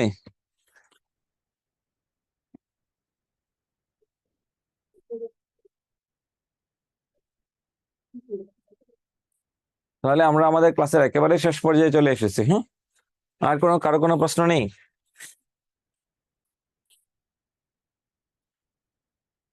আচ্ছা, আরেকটু আলোচনা করি কি এবং কি। এই একটা শব্দ, এই একটা শব্দ ঝামেলা, এই একটা শব্দ বারবার পরীক্ষা আসছে, নোট নেওয়ার দরকার নেই, এখানে একটু আলোচনা করে দিচ্ছি কি এবং কি সমস্যা। দেখুন, কি, এই কি হবে কখন আর ওই কি হবে কখন, রস্বইকার হবে কখন, দীর্ঘইকার হবে কখন। তুমি কি আজ যাবে, এটা অশুদ্ধ। তার মানে তুমি কি আজ যাবে, আমি উত্তর দিলাম হ্যাঁ অথবা না। মাথা নেড়ে যদি উত্তর দেওয়া যায়, যদি মাথা নেড়ে নেড়ে উত্তর দেওয়া যায় হ্যাঁ যাবো, ন যাব না, তাহলে সেটা আমাদের রস্বইকার হবে। তুমি কি ঢাকায় যাবে, এটা হচ্ছে রস্বইকার দিক। এখন আমি বললাম তোমার নাম কি, তোমার নাম কি,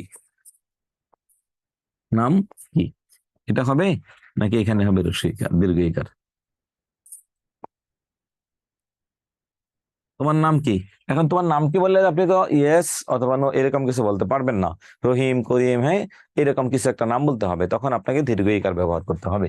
এখানে কি বলছে, প্রশ্নবোধক বাক্যের শেষে বাক্যে যে সকল প্রশ্নের উত্তর হ্যাঁ বা না দ্বারা দেওয়া যায় সেগুলোতে রস্বইকার হবে। শেষ, হ্যাঁ বা না দিলে দেয়া গেলে। আর হ্যাঁ বা না দ্বারা দেওয়া না যায় সেগুলোতে দীর্ঘইকার হবে। কয় দীর্ঘইকার, কি, তোমার নাম কি, এখানে হ্যাঁ অথবা না বললে আমার উত্তরটা ভুল, এখানে হ্যাঁ বা না আপনি বলতে পারবেন না। তাহলে পরেরটা আমাদের কি আছে, যে তুমি কি আজ যাবে, হ্যাঁ যাবে, না। অথবা মাথা নেড়ে যদি আপনি উত্তর দিতে পারেন তাহলে রস্বইকার, আর মাথা নেড়ে উত্তর দিতে না পারলে তাহলে তার নাম হবে দীর্ঘইকার। ঠিক আছে, তাহলে বাকি অংশগুলো আমরা নিজেরা প্র্যাকটিস করব, নিজেরা প্র্যাকটিস করবো হচ্ছে আমাদের বাকি অংশগুলো। এখন বলুন, এই পর্যন্ত আপনাদের কারো কোনো প্রশ্ন আছে কিনা?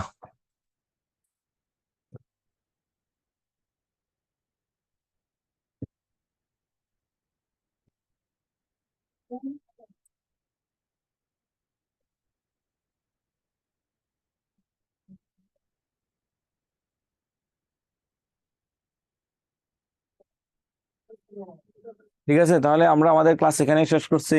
আল্লাহ হাফেজ।